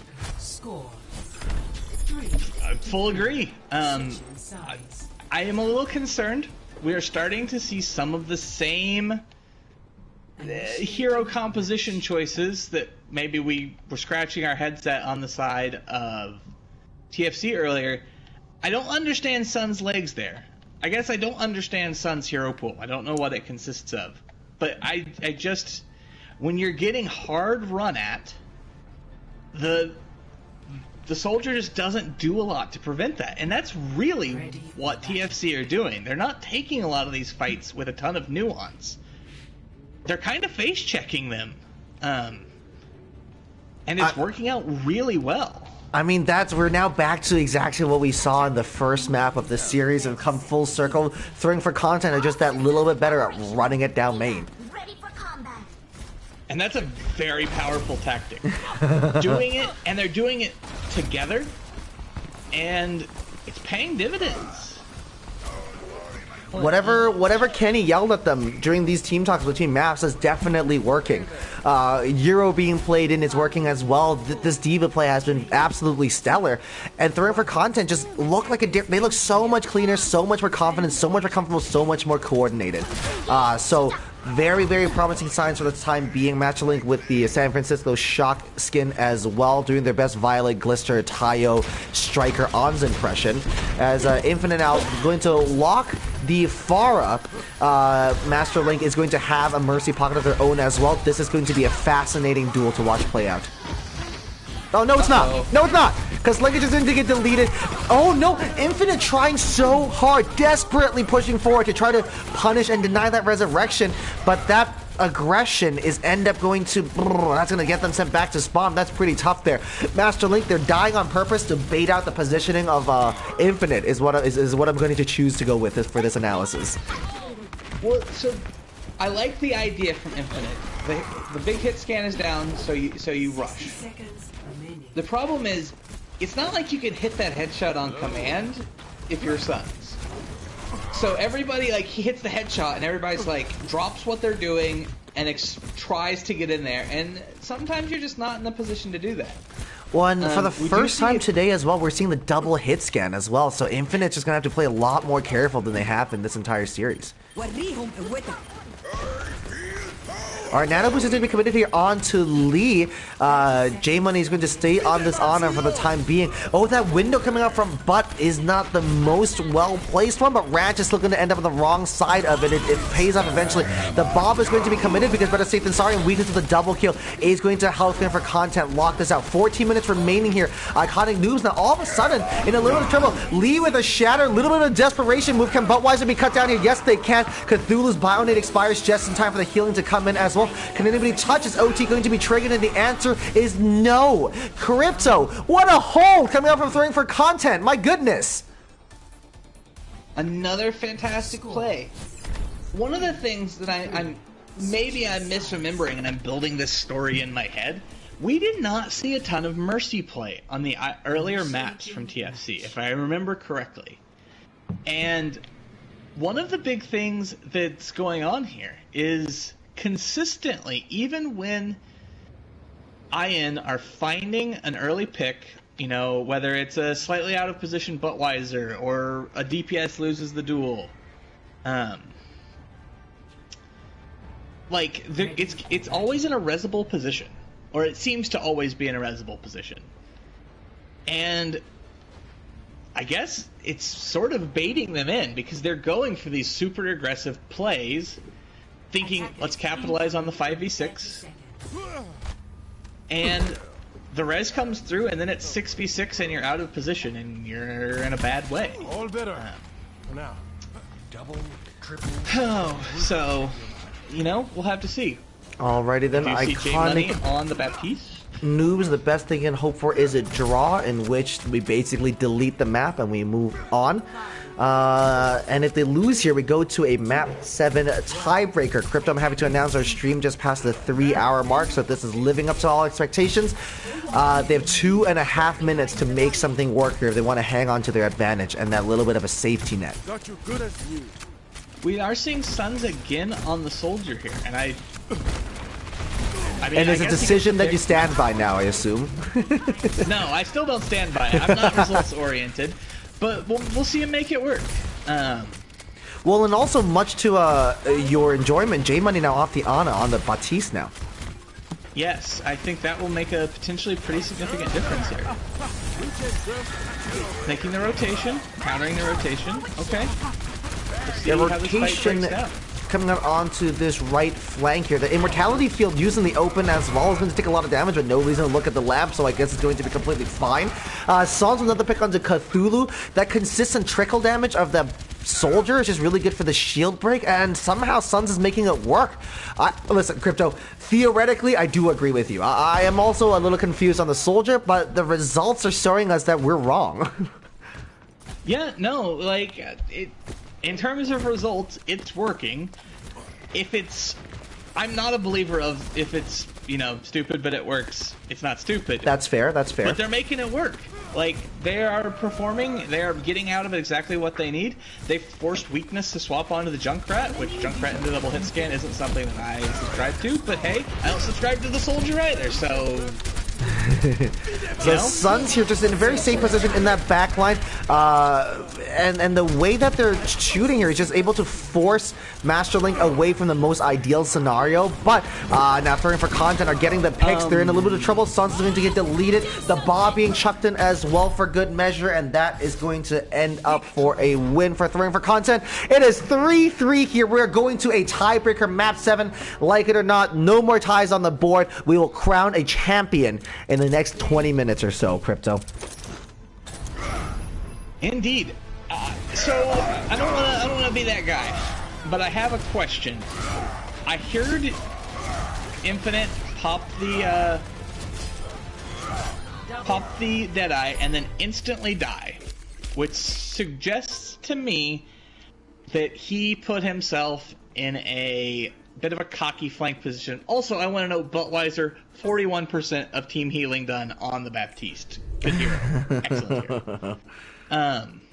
So, I don't understand where Infinite was, and I'm concerned that it might have cost them in that fight. That was the first piece to fall, and, you know, legs is great, but stopping aggression is something that you really want the McCree for, and you can do that with the flashbang, or on the flip side, you pull your Deadeye behind 2 shields, and you're probably getting it charged up enough to be a threat at the very least.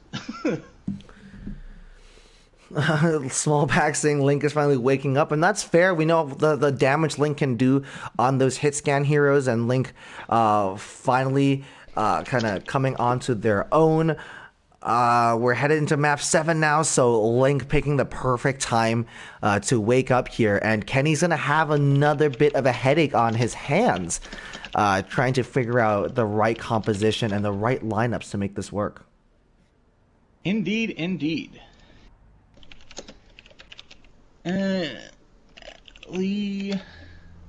I'm assuming TFC will continue to defend. And we'll see what is going on going forward. Oh, ho, ho, ho. 2 straight seasons, the Tier 2 Championship goes to a Map 7. Yes, indeed, Kirby. Yes, indeed. Yes, indeed, Kirby. And yours truly, Charles Tang, has been here for both of them. I mean, for what it's worth, I don't think it's an option to not go to a Map 7 anymore. I don't think our script writers are going to allow for that. Throwing for yeah, maybe CB. Maybe it'll be throwing for content versus Pepegas all over again. Throwing for content have been here before, looking to make that final push. Iconic Noobs. Consistency is key. The same lineup we've seen for the past, 4 maps now? Because they only have 6 players here, and they're mathematically locked into these roles.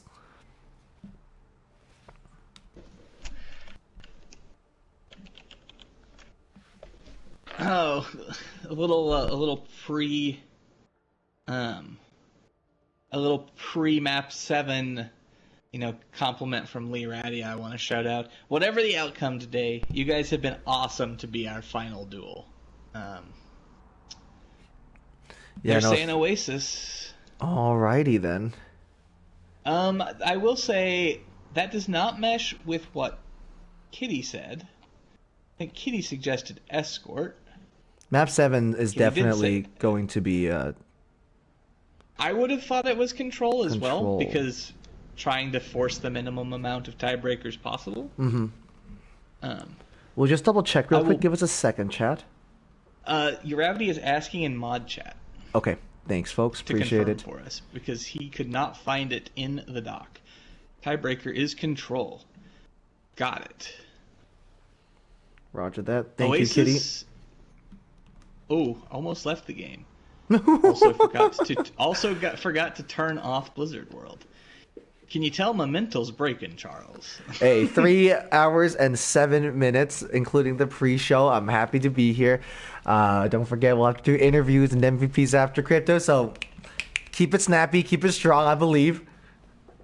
I mean, my concern at this point is I am past my bedtime. That's fine. The problem is I am past my bedtime without having, taken a shower or finished laundry or... those things are very overrated. Crypto, the fact that you even said that you were concerned about showering or doing your laundry makes me very much doubt your gamer credentials. So if you just want to step off the stream, that'd be totally fine. Hey, it's 1 p.m. here, so I'm chilling. Okay, we have triple checked, confirmed the Control pick.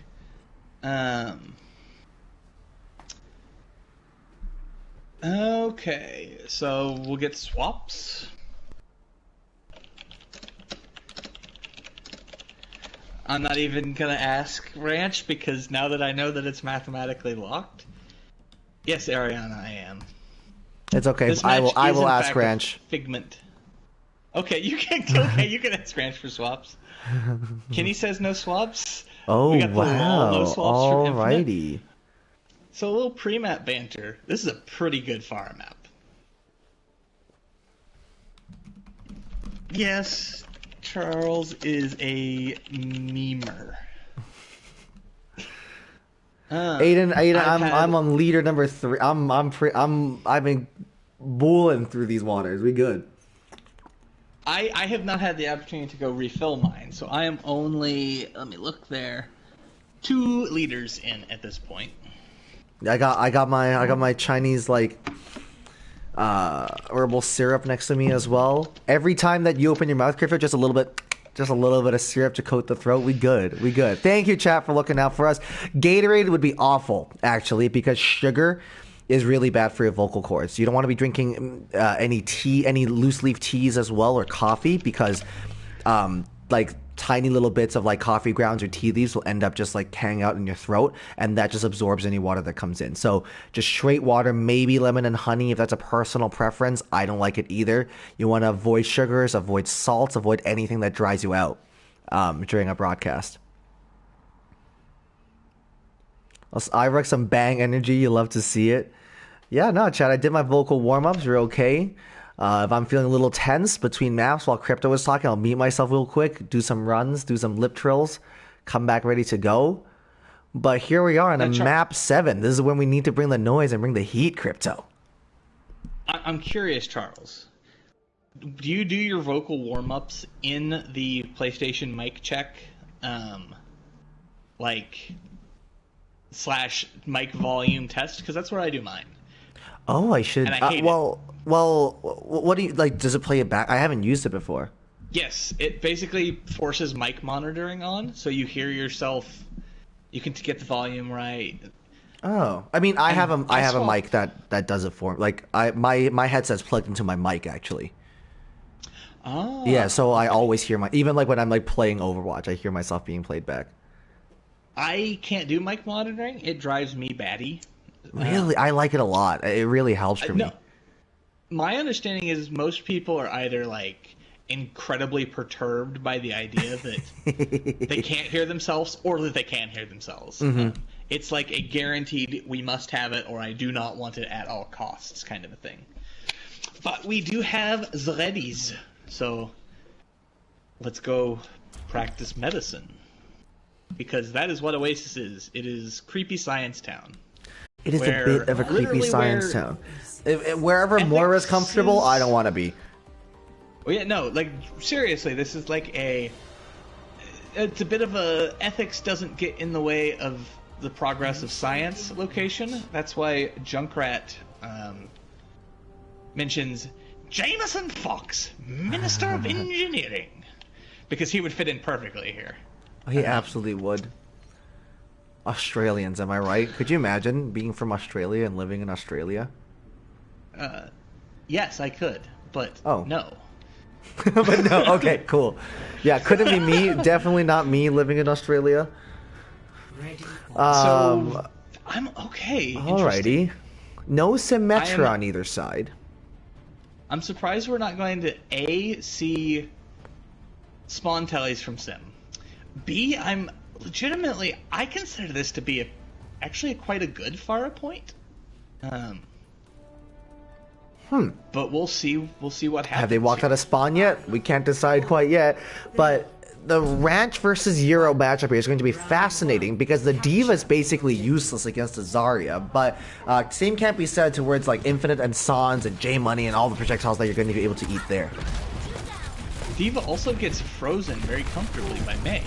Well, and Sans can get headshot by Masterlink, who has come ready to party. The pin is going to come through, and the boop is going to be enough to make sure Lee Ratty doesn't get anything done here. Throwing for content, once again, so good at sending it down main. Okay, we full swapped sides for a second. I got confused. I thought they were running back into the enemy spawn, and I'm like, no, this is not how this works. So now the positional advantage works in the favor of the Junkrat in a big way, again, for applying the incoming spam damage. Usually I would favor the Mei here, but we'll see. Yes, that's what I want. Alright, oh my goodness, weakness on a bit of a flank here, and it's going to pay off. Throwing for content. The momentum seems very firmly in their side. They're just so good at these brawl compositions. They held them at the gate. They bought weakness time to wrap around, and just a couple mines being chunked to the back line. 3-4 kills. Easy peasy, lemon squeezy. Things are looking pretty good for the time being. 34% and ticking. And Infinite is going to stay on the Junkrat. I have a theory, actually. Lee is new in this main tank role, obviously. Right. The Mei follow-up's got to be really snappy.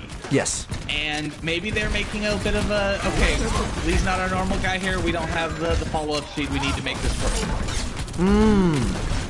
That's fair. I think that's absolutely a fair point because the Mei-Ryan coordination has to be so crispy for things to work out in your favor. And I think right now, maybe Iconic Noobs is just, let's throw this away. Let's wait till we get to the match where we get to play ball. Oh my goodness, the shadow come out from Cthulhu.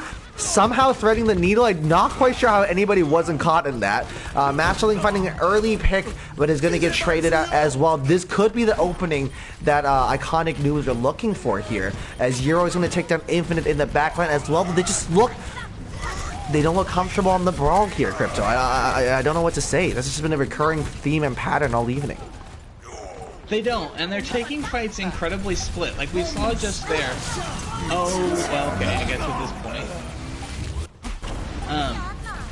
Maybe they get this done here, but generally speaking, what's going on is they're taking two separate fronts, and they're losing on the DPS front, and then the DPS are turning around and helping the tanks finish their fights that they've been, holding as a tie. Now, the opportunity is there for the ult economy to even out and maybe become something holdable. But you're in one fight territory. You're with no room for error. Like, not even a recontest option. Yeah, and Infinite now has the tire almost online, so very close, but that the D.Va Matrix is going to get so much work that the flank shatter actually is not going to work out. Lee with the shatter, the Rhines are going to be in a little bit of trouble here, as the tires are going to find Master Link as well. Throwing for content are going to choose to back up here, much to the relief and delight of this iconic noob squad. I mean, you just traded Shatter for Shatter, Tire, and Grab. You are absolutely thrilled with that change. Yeah, you're winning the ult economy firmly. Which, once again, it's odd to bring that up, because over the course of the series, we've seen iconic noobs been like the cheapskates here that refuse to invest any more than they need to. So it's interesting to see that balance switch back over. Very good pin coming from Cthulhu, but it's going to take them right into the middle of the enemy team. That maybe was a little bit ill-advised, as it looks like another retreat is coming out here, and Cthulhu is sent back to spawn, sent packing with the shatter in a little bit of a doggy bag though, and LaCroix crucially has the sound barrier ready to go. Indeed. So ill weakness, first one to swap the Pharah. Interesting. We're looking at here potentially an opportunity. The unpocketed Pharah is not the most powerful of characters. Yeah, weakness here on the Pharah, going after Ranch on the Zarya. Link now. Oh my goodness, Link! Infinite with an amazing nade combo there to take out the Deadeye. Absolutely great work here. The grab's going to come out. The Junkrat spam is too much. The tire being committed as well. I don't believe it. Iconic noobs have reverse swept the point. Hello? But the D.Va was going to force a lot of people off the point for the time being. Euro with a well-placed explosive is not going to be enough to turn this around. Link now on the Tracer, desperately trying to hold on. This is absolutely ridiculous. I don't believe it. Iconic noobs, they looked in such precarious positions, but once they got onto the point, they held on and refused to let go. Crypto, a win on this next point bags the championship. This set them up for so much success, because this is a brawl point. We've seen the brawl mirror does not traditionally go noobs win. This was supposed to be throwing for content's point, Crypto. It was, and now we're gonna see, presumably, we see the Echo come out, not even the Pharah. But the Echo is just as nasty. Oh boy. Yeah, and we see double hit scan insta swap. TFC. They know where their bread is buttered. Triple hit scan, they have Buttweiser. Like, truly, that's one of the most underrated parts, in my opinion, of running the bat in console play, is it's just another hit scan. And we know Butt can land his shots, so this is going to be very fascinating to watch play out. We know Infinite plays a lot safer on Echo compared to how they play on the Pharah, so would love to, I'm very excited to see how this matchup plays out, because I mean, Infinite has shown us time and time again, the hit scans don't really matter. I mean, you say that, and you're not wrong, but they definitely put a lot of pressure. Yep, there it is. Good work, Crypto. It's paying off. Good game sense, good predictions.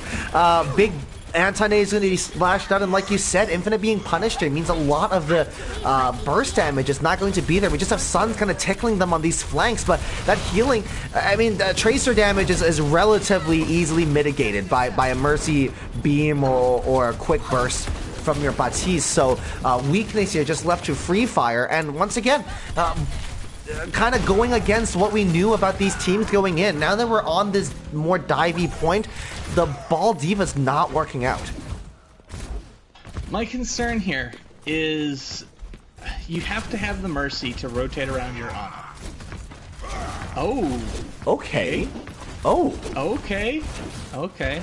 All right, this so is now we're in full like insta pick or lose. yeah, I mean, we But know like J that. Money can land shots, so that's not going to be the issue. But little to no healing here, lots of burst damage, lots of Discord orbs. That's going to be. Oh no! Oh, Sans, hello! Whoa, that's illegal. Sans with a double pick here. That Pocket Duo is out of the fight, and the resurrection is there from LaCroix. Very, very great work for Sans to single-handedly rip this point open. The band-aid is off, and iconic Noobs are all the way in. Just Euro, once again, the last one to die, is going to get cleaned up very, very promptly as well. I mean, that's just Pulse Bomb diff. Like you said, it's either die instantly or get picks, and they did both. Yeah, they did in fact do both. So this Bob coming out is going to cause problems because they're not going to nuke it down because they can't probably DM it or sleep it or anything. Maybe with the Zen Orb, but it's going to force infinite play so bad. Oh no! As Bot was laying that out, the window out, J Money just had a volley of orbs charged up and ready to go. That's very, very good Zenyatta play here to peek those corners. Infinite now is just going to play safe. They already have the duplicate on hand, so no need to take unnecessary risks here for iconic Noobs. I will say, Lee and Ranch both ulted there. Probably an overult. I probably didn't need either, frankly, but we'll see. The score is now pretty well even. Yeah, we have a Transcendence to bail them out of trouble if worse comes to worse. So probably not the worst thing here.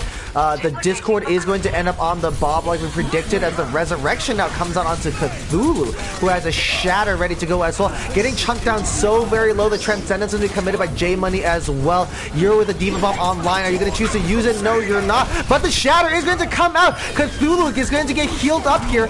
But so once again, that Discord, which is going to prevent that Reinhardt from getting any sizable aggression in, as the Diva Bomb is going to be chucked out as well, as my stick drift takes me all over the place.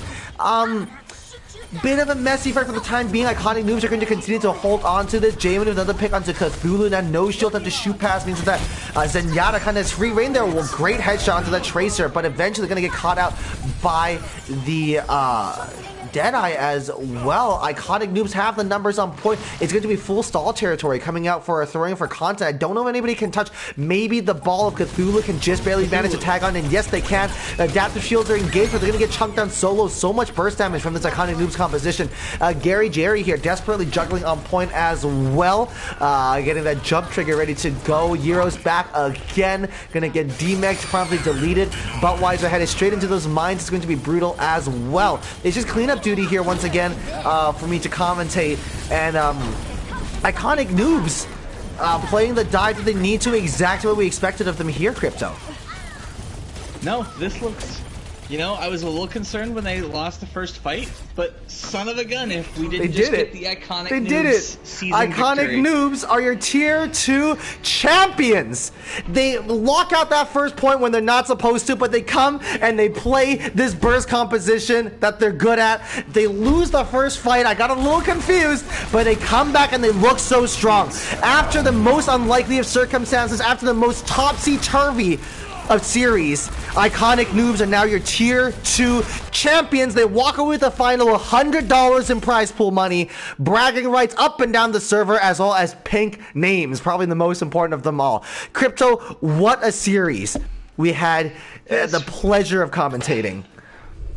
This was so good, Charles. We got everything we wanted and a little bit more. Like,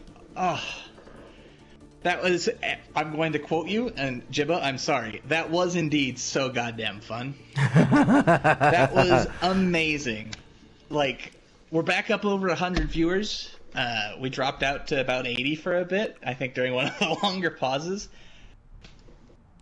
I'm glad you were all here to watch this. Yeah, chat, this is, I mean, I know Crypto feels the same way. Commentary is truly one of my favorite things to do. It's something that I've spent a lot of time getting good at, and it makes me so happy to be able to come back here to the Overwatch Oasis League, where it all started for me, to put together a show like this. Because, I mean, Iconic Noobs and Throwing for Content, they really follow the script to a T, Crypto. Let's set the scene real quick. Let's go back to where we started. throwing for content, and Iconic Noobs come in. There's a lot of behind the scenes drama. Iconic Noobs have lost 4 of their key members over the season. Throwing for content, one of their best players as well. Coming in, Iconic Noobs was missing Pog as well. You go into map 1, Iconic Noobs only have 7 players. TFC takes they end up taking a win after some chaotic play on the control map. Throwing for content though, now on King's Row, clap back, and then Mexi's PlayStation overheats.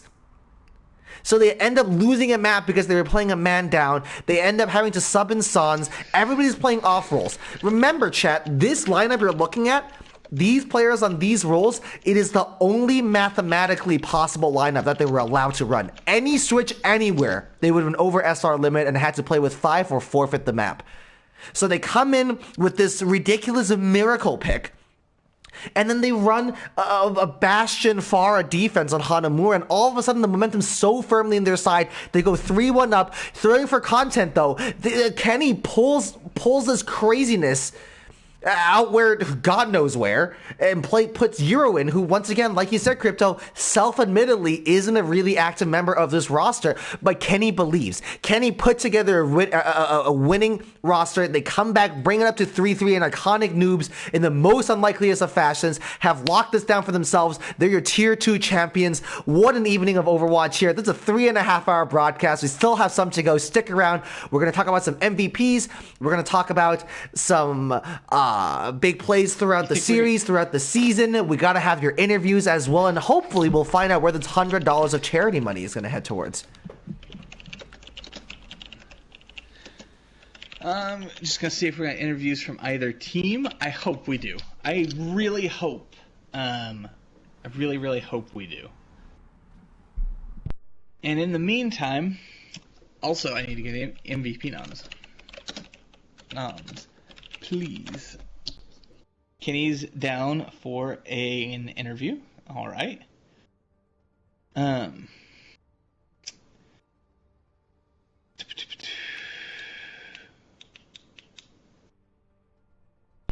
Since we're waiting for these, I know we're waiting for MVP nominations as well, but I'm just going to jump the gun here and assume that Infant is going to get a nomination, Crypto. I mean, I'm not one to try and pull the the ripcord early, if you will. But son of a gun, like Mexi's MVP nom is his PS4 because it allowed them to have the clarity to put Lee on the main tank. Oh jeez. Oh, Tippity, this man. Ranch does deserve flowers, Val. I agree. Told you it was pre-recorded. Yep, this is all off replay codes, folks. Paid actors, up and down. Nope. I'm Charles. Let's not even joke. We ain't getting paid. Like, what are you talking about?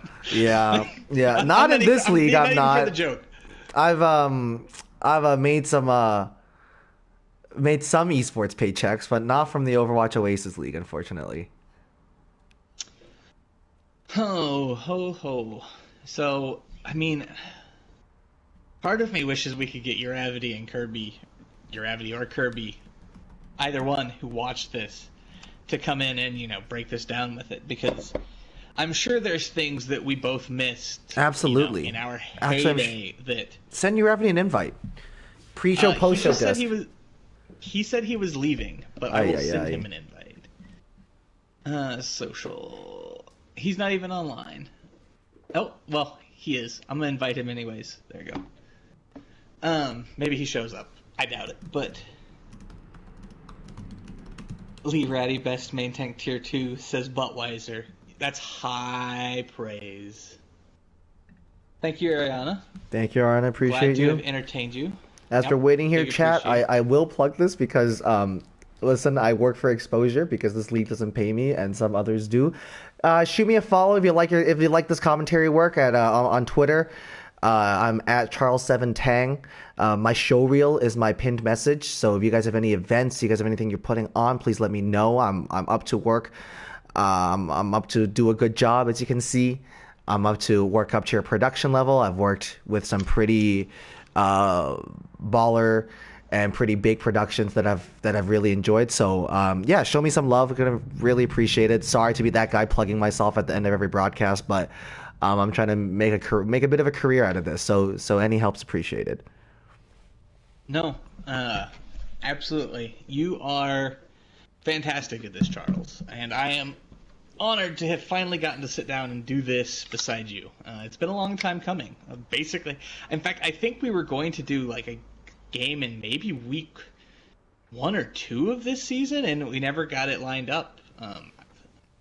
Oh, no, I remember what happened. Yeah, I'm not gonna... had some family problems on my end we were going to cast. I remember it's tough. I mean, good color casters are hard to come by. So thanks for joining me, Crypto. This was an absolute riot. I'm glad I didn't have to solo carry this. I'm glad I had some help. And it's color castings, it breaks my brain a little bit. Every time I do it, I'm like, I'm confused. I just want to yell. So absolutely GG's to you as well, Crypto. Thanks for joining me. Thank you, sir. So our first MVP noms are coming out of TFC, and it's Ranch and Sons. And I'm going... I mean, I'm down for the Ranch pick. I'm down for the Ranch pick. I can be there for it. Although, hypothetically, Lee Ratty honorable mention is a big, like... That's fair. I mean, I feel like we're going to be handing out a couple of honorable mentions. I'm down to, give 3 MVPs and 3 honorable mentions after a night like this. I think that's probably the way this is going to go. No, and I do think Suns played incredibly well. Again, he had several big pop-off moments, where he just filled the kill feed in every way. But if I remember correctly, Infinite, All Wash, whatever he prefers to go by nowadays, used to be on TFC, if I remember correctly. I believe so. So it's, maybe there's a little bit of pain in the membrane. I'm not sure. Kenny does confirm they're going to do interviews. Cool.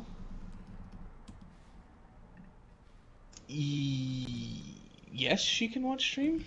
Let me double check, LaCroix. Give me 1 second. I'm confirming that now that the game is you're over, good. she can. LaCroix, I believe, are he/him pronouns, by the way. Okay. Yeah, it's just confusing because of the government name. Wait, I'm gonna say they even LaCroix have government name. Yeah, rip. Oh, now that I look, they have she, her, he, him, and they, them roles. I saw the first one. I'm like, it is in fact she, her. Well, we'll figure it out later. But the Ranch pick, I'm down to commit to. The honorable mention pick I am as well. Suns Infinite Battle is going to be interesting as well. Agreed. And then do we? I'm down to let's wrap up the MVPs before we head into the interviews. I asked TFC to join so we can cut to them later, but they're just gonna stay muted and just listen to us. I don't even think we've gotten MVP noms out of IN yet. That's why I was sort of slow rolling it. Did I miss them? If they don't want to give them, I guess we can decide for ourselves, but any help is appreciated. I'm gonna @ Ranch and Lee. All right. Well, since we're waiting on the MVPs, we can get the interviews rolling. I believe we have Matt Damon and Kenny McCormick in here with us. Big series, tough loss. What are your initial thoughts, folks? Man, the boys played great. Stuck to the game plan. Created the content. The content was definitely created. That is fair. I'm so proud of this fucking team and how far we've come, how much we've improved, and it's like a project that I had when I joined the team. I just, Tell me a little bit more about this project. Well, I used to play competitively. Play Overwatch competitively way back before fucking roll queue. Yeah, watch your language. We're on air, bro. Oh, my bad. Before roll queue was a thing, I used to play competitively, and then I was in I went to grad school, and I took like a long time off, and I came back. I was a washed player, but like right before I came back, the pandemic hit, Okay. and I went like remote, and I was in school remote, and I was like, you know what, I have more time to play now. And me and Kenny have been friends since like 2017 Okay. or something like that. And he used to like ask me to like do VOD reviews for this team, and he would just send them to me in like Facebook Messenger. I'd go in and watch. I'd send him some notes, or I'd come to a scrim and I'd like talk to them. But then, you know, I had more time, so I was like, hell, you know, maybe I could play with this team. And they had like a Ghost tournament, and I was like, hey, can I play in the Ghost tournament with you guys? And I just kind of joined. And then we came back, and they were in the finals for Oasis last year. And I was just like watching them. I'm like, man, this team's got a lot of potential. And like, I see a lot of potential in like every fucking player here. Yo, So I was like, that's strike 3, bro. Come on. Okay, 3? Okay, I'm sorry. I think you double tapped one. No. They started with 1 too. I was counting. Yeah, I every player here I've saw potential in, and man, it's just been a ride since September. We've improved a lot, and I'm just proud of these guys we got here. I want to give you credit. Go ahead, Charles. Go ahead. Yeah, Kenny, you came in and, you know, you're very hands-on coach, captain, manager, whatever your official role is. And how does that work with the dynamic of the team? Like, you don't really like your role here really isn't as a player, but it seems like the team has a pretty healthy environment where they're happy to trust your calls and decisions. What's that like? Can you repeat that? I'm sorry. Can you repeat that? Yeah, you're a coach, you're a hands-on coach, and you set the lineups, and it seems like you have a lot of say in the team. And as someone that doesn't play, it seems like the players just have a lot of respect for the decisions you make. So I'm just wondering what the dynamic has been like over the past season. Oh yeah, it's something that I've always like questioned. I've never, honestly, I still don't know why they listen to me. I don't know why they like listen to me at like it still baffles me, but honestly, it's to a point to where we all kind of just pitch ideas and then we just go off of that. Like, I do want them to play what they're most comfortable on, but I also want it to make sense, I guess. But yeah, over the past couple weeks, you know, they've kind of taken a bigger role. Like, Chubb is a big help in comps and whatnot. Prof was a big help when he was on the team. Alex, which is Masterlink, like really everyone, they just give their input and we just go off of what everyone thinks. Big O Techno also really helps with it. So honestly, I'm really just like their biggest cheerleader. I don't even consider myself a coach. I'm just like their biggest cheerleader. I honestly love all of them, and it's like 2 straight maps, 7 losses. Like, oh my god, like that's tough. And honestly, it's been we have a really tough time in playoffs. Like, honestly, ever since I've started the team, this is like the 3rd finals we've lost, I believe, and every time it's been the last possible map. Yeah, we just struggle, and then we always fall down behind. Last season we started off down 0-2, and then we made it 3-2, and then we lost the last 2 maps, and then this season we were down 3-1. Yeah, we were down 3-1, and just even though we didn't expect it, but it was still like, you know, we need to just pick ourselves up by our bootstraps. Well, speaking of picking ourselves up by our bootstraps, so when you were 3-1 down, as soon as you guys were 3-1 down, and Crypto and I were talking, we were very surprised because as soon as you picked your map, you also gave your lineup immediately. Like, as like we had just like watched the play of the game, and we looked at in match chat, and you had already given a lineup and already a map. You had that ready to go. What was that thought process? I was very surprised. I was like, okay, Kenny's gonna want to stall for time because he's gonna want some time in party with his boys, get everybody's mental sorted, get everybody going. But you were ready with that lineup. So map 5 was, what was that? Nepal. Okay. With the Nepal one, we were talking about it because when we got full held on Gibraltar, we were already talking about it in party about who was gonna go in and what we're gonna pick. I see. We were debating picking Nepal first on the first map because in scrims over the past like week or so, we have been honestly we've been great on Nepal, better than our Lijiang, which was our best map before. And so we were like, yeah, we're gonna pick Nepal, and since the lineup that we were playing with like Kappa and Chubbin, it was like it just wasn't working at the time, and I think all season we've had a very deep team, so we can just kind of plug and play, and so everyone just decided that we're gonna put in Gyro for her first map of the night, and we're gonna put Buttweiser in on support for his first support map of the night, and we're gonna put Akano back in, which is the weakness. We're gonna put a weakness back in. Mm-hmm. And so we just decided that, and then we were like, we're gonna just go for it, and it worked until it didn't work. That's about it.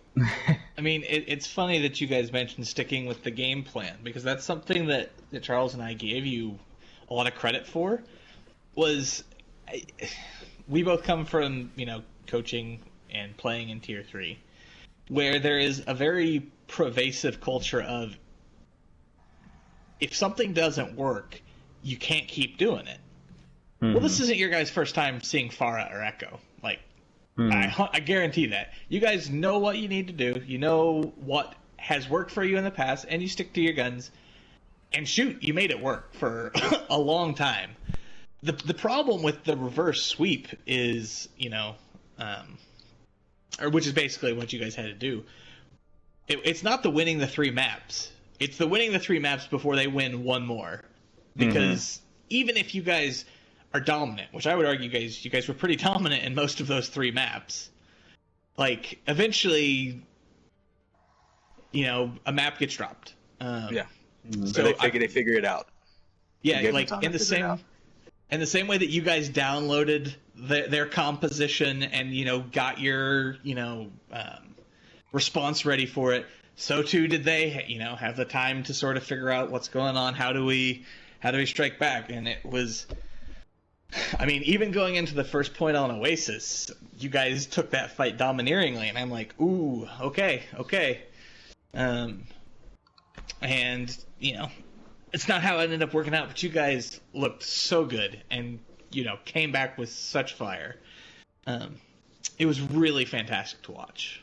Yeah, there's been multiple times ever since we've joined Oasis, I think we've kind of had the same story throughout, where off-screen stuff has always happened for us, and then it's also in game where we just start slow sometimes, and we always turn it around, and then when it matters most, we haven't been able to get over that hump, which is. We're all okay with it, honestly. I think everyone's fine. It was a close loss. I think everyone had fun. It's a really close team. I think we're very passionate, but we're also very close. Like, we all get along with each other for the most part. A lot of very mentally strong guys on this team. The only person who like is Pra. That's about it, to be honest. I'm kidding. All right. So throughout the season, I just so obviously we can see what happens on stream a lot, but off stream and in your own scrims and stuff, and just give me like a most improved player of the season. Who is somebody that you guys have noticed that have really, really brought their game a long way? From our team? Mm-hmm. Honestly, I'll probably go Gary. Gary, when he first joined the team, it was like, honestly, we all thought he was an Ashe one trick. Wait, what? That's what he played Ashe on no, he's a DPS player, and he was, when we played against him on his previous team, he was on Ashe like all the time with the rinse pocket, how those Ashe players are. And we thought he was like an Ashe one trick, and then we brought him on because Cthulhu was like vouching for him, and so we're like, okay, we'll try it. And out of nowhere, he starts playing support because I don't even know why he started playing support, but he ended up playing support, and he was just, I think he's just improved throughout the season on support. Absolutely insane support player he's turned into. Other than that, I think everyone, I don't know, some people have hit career peaks since the season started.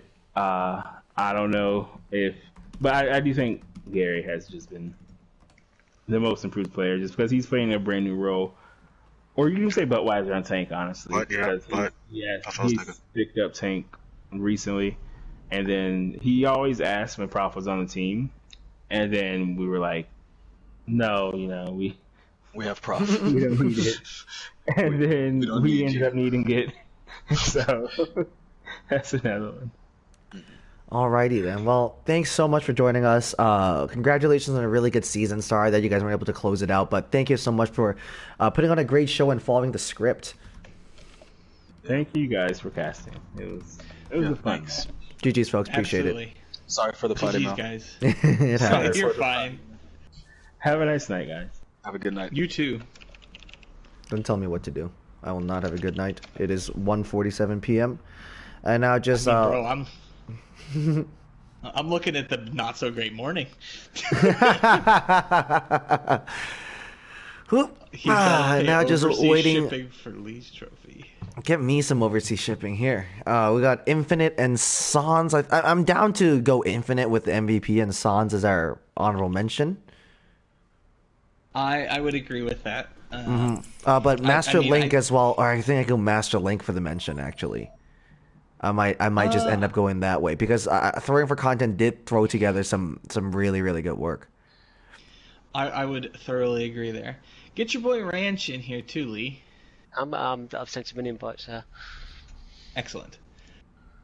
I know this is late for you. Like I'm complaining about being late for me. For you, sir, it's rapidly coming up on sunrise.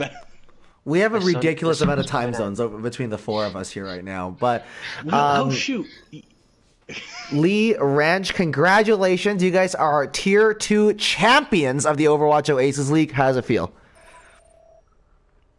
Lee or Ranch feels awesome. It feels awesome. Yeah. Yeah. All right, short and sweet. Ranch, how's it feel to be a champion, big boy? I'm just glad it's over. I'm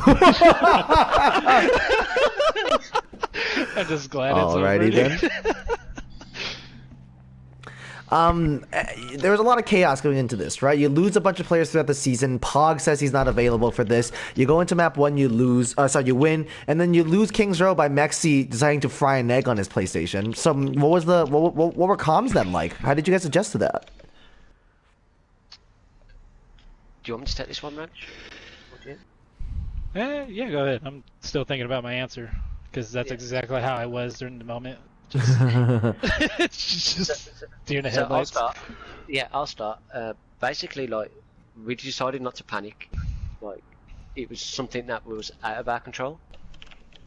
So we just tried to stay as focused as possible, just to try and get that last push on the third point, and then try and hope we was fingers crossed Mexi could come back in time for the second point, like the second push. So it was just a case of just concentrate. Make sure the call outs are right and just back each other up. I mean, have you guys ever run this lineup that you guys ended up playing for the entire series? Have you guys even scrimmed this before? What, me being on tank and LaCroix being on support? Yeah.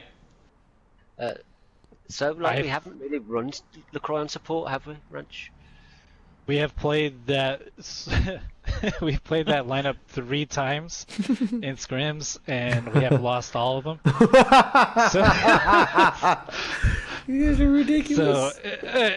So, how the fills worked was, if we had a legal lineup, we are forced to play that. Of course. So that was like we had Eli on the bench. Juju was ready to play.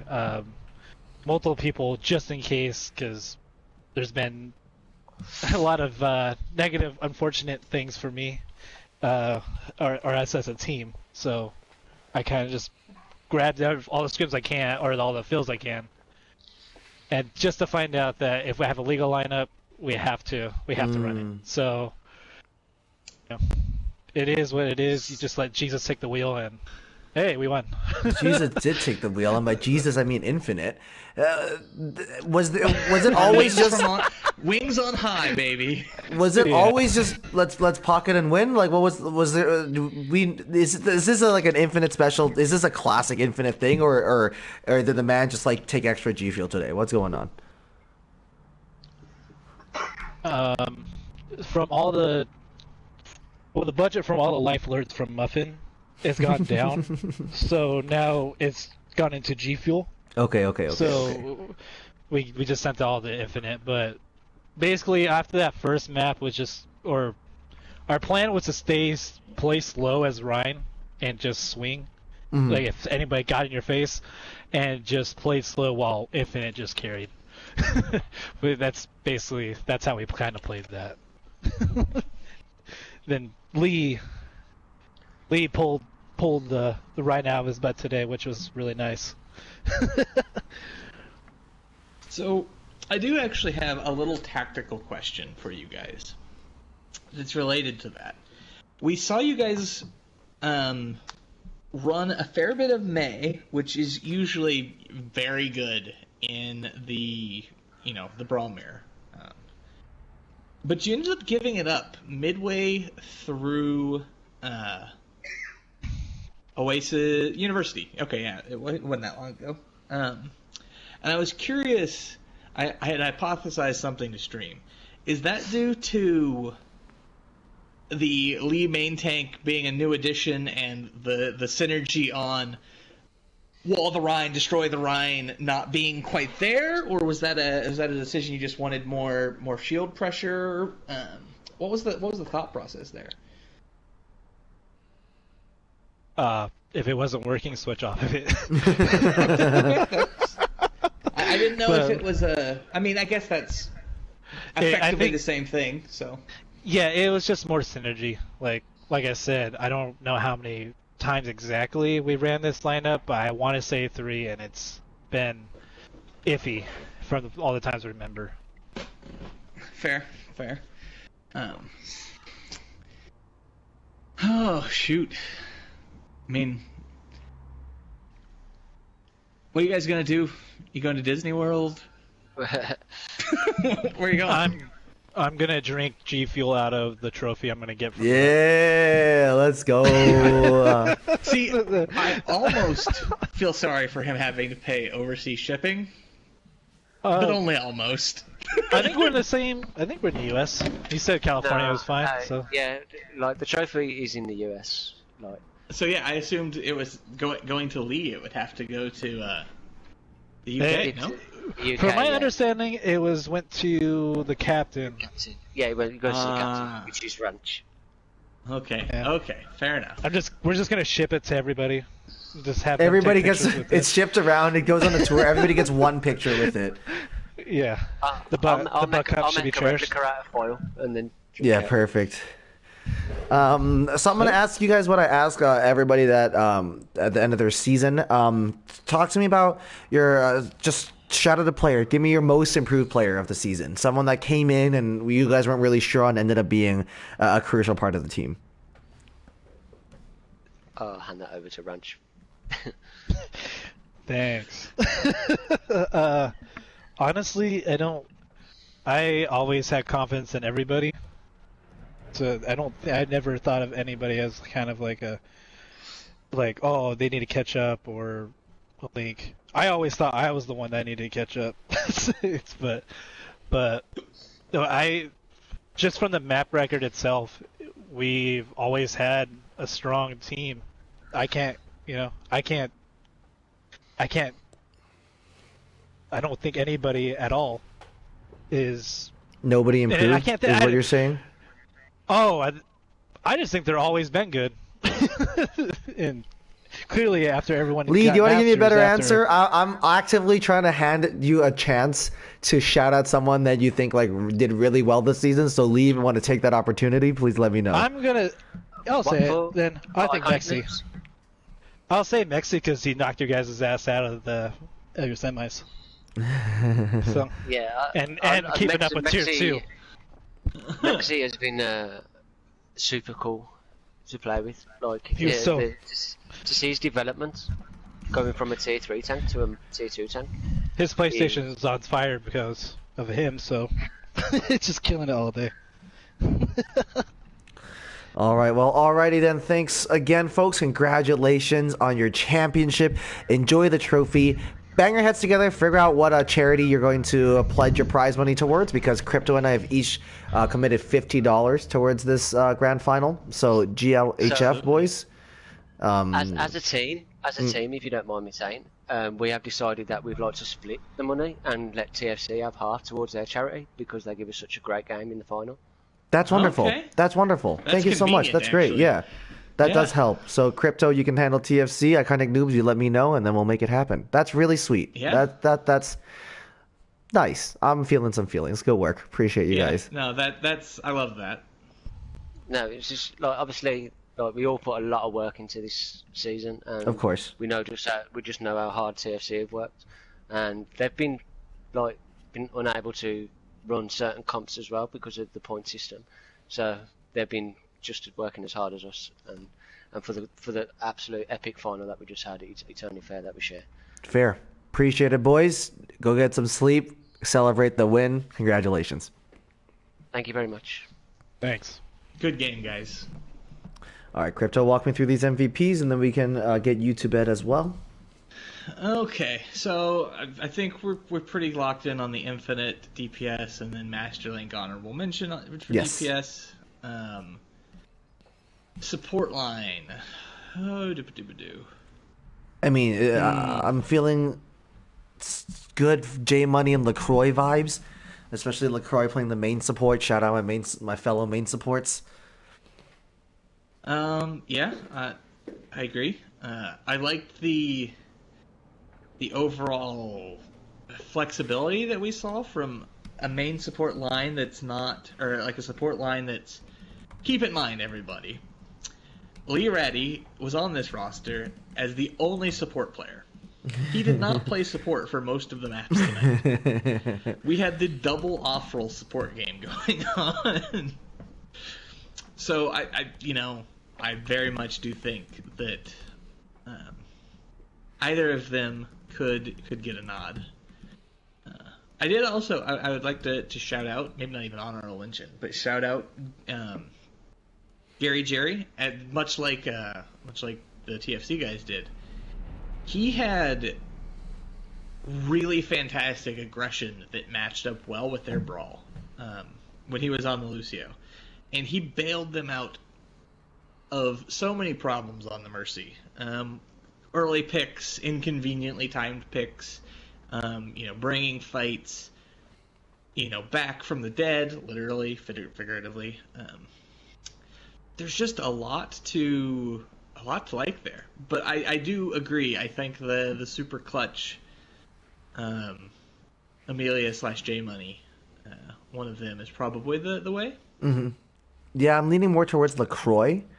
But J Money was hitting shots as well. So for me, I think LaCroix just edges it. Okay, I'm good with that. And then what are you thinking over on the tank line?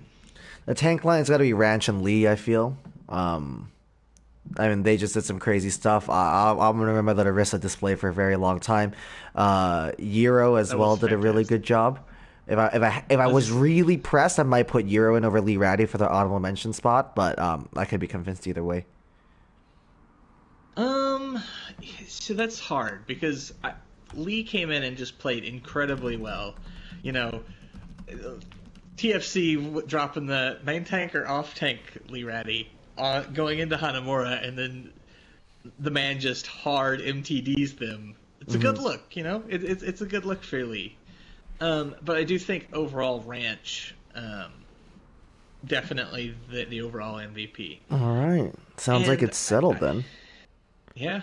I do like the idea of giving Gyro the honorable mention a little bit, though. I'm not gonna lie, just because we saw that's when the series was turned around. Yeah, that like a relatively immediate change when that swap came in. Which I guess also the flip side of that is honorable mention or honorable mention to Kenny for being a Giga Brain. So Yeah, that's a good Giga Brain move by Kenny. All right, sounds like we have what we do. Crypto, do you have anything to say before I hit us with the classic Charles send-off? I don't think so. Thank you all for coming. We'll be back.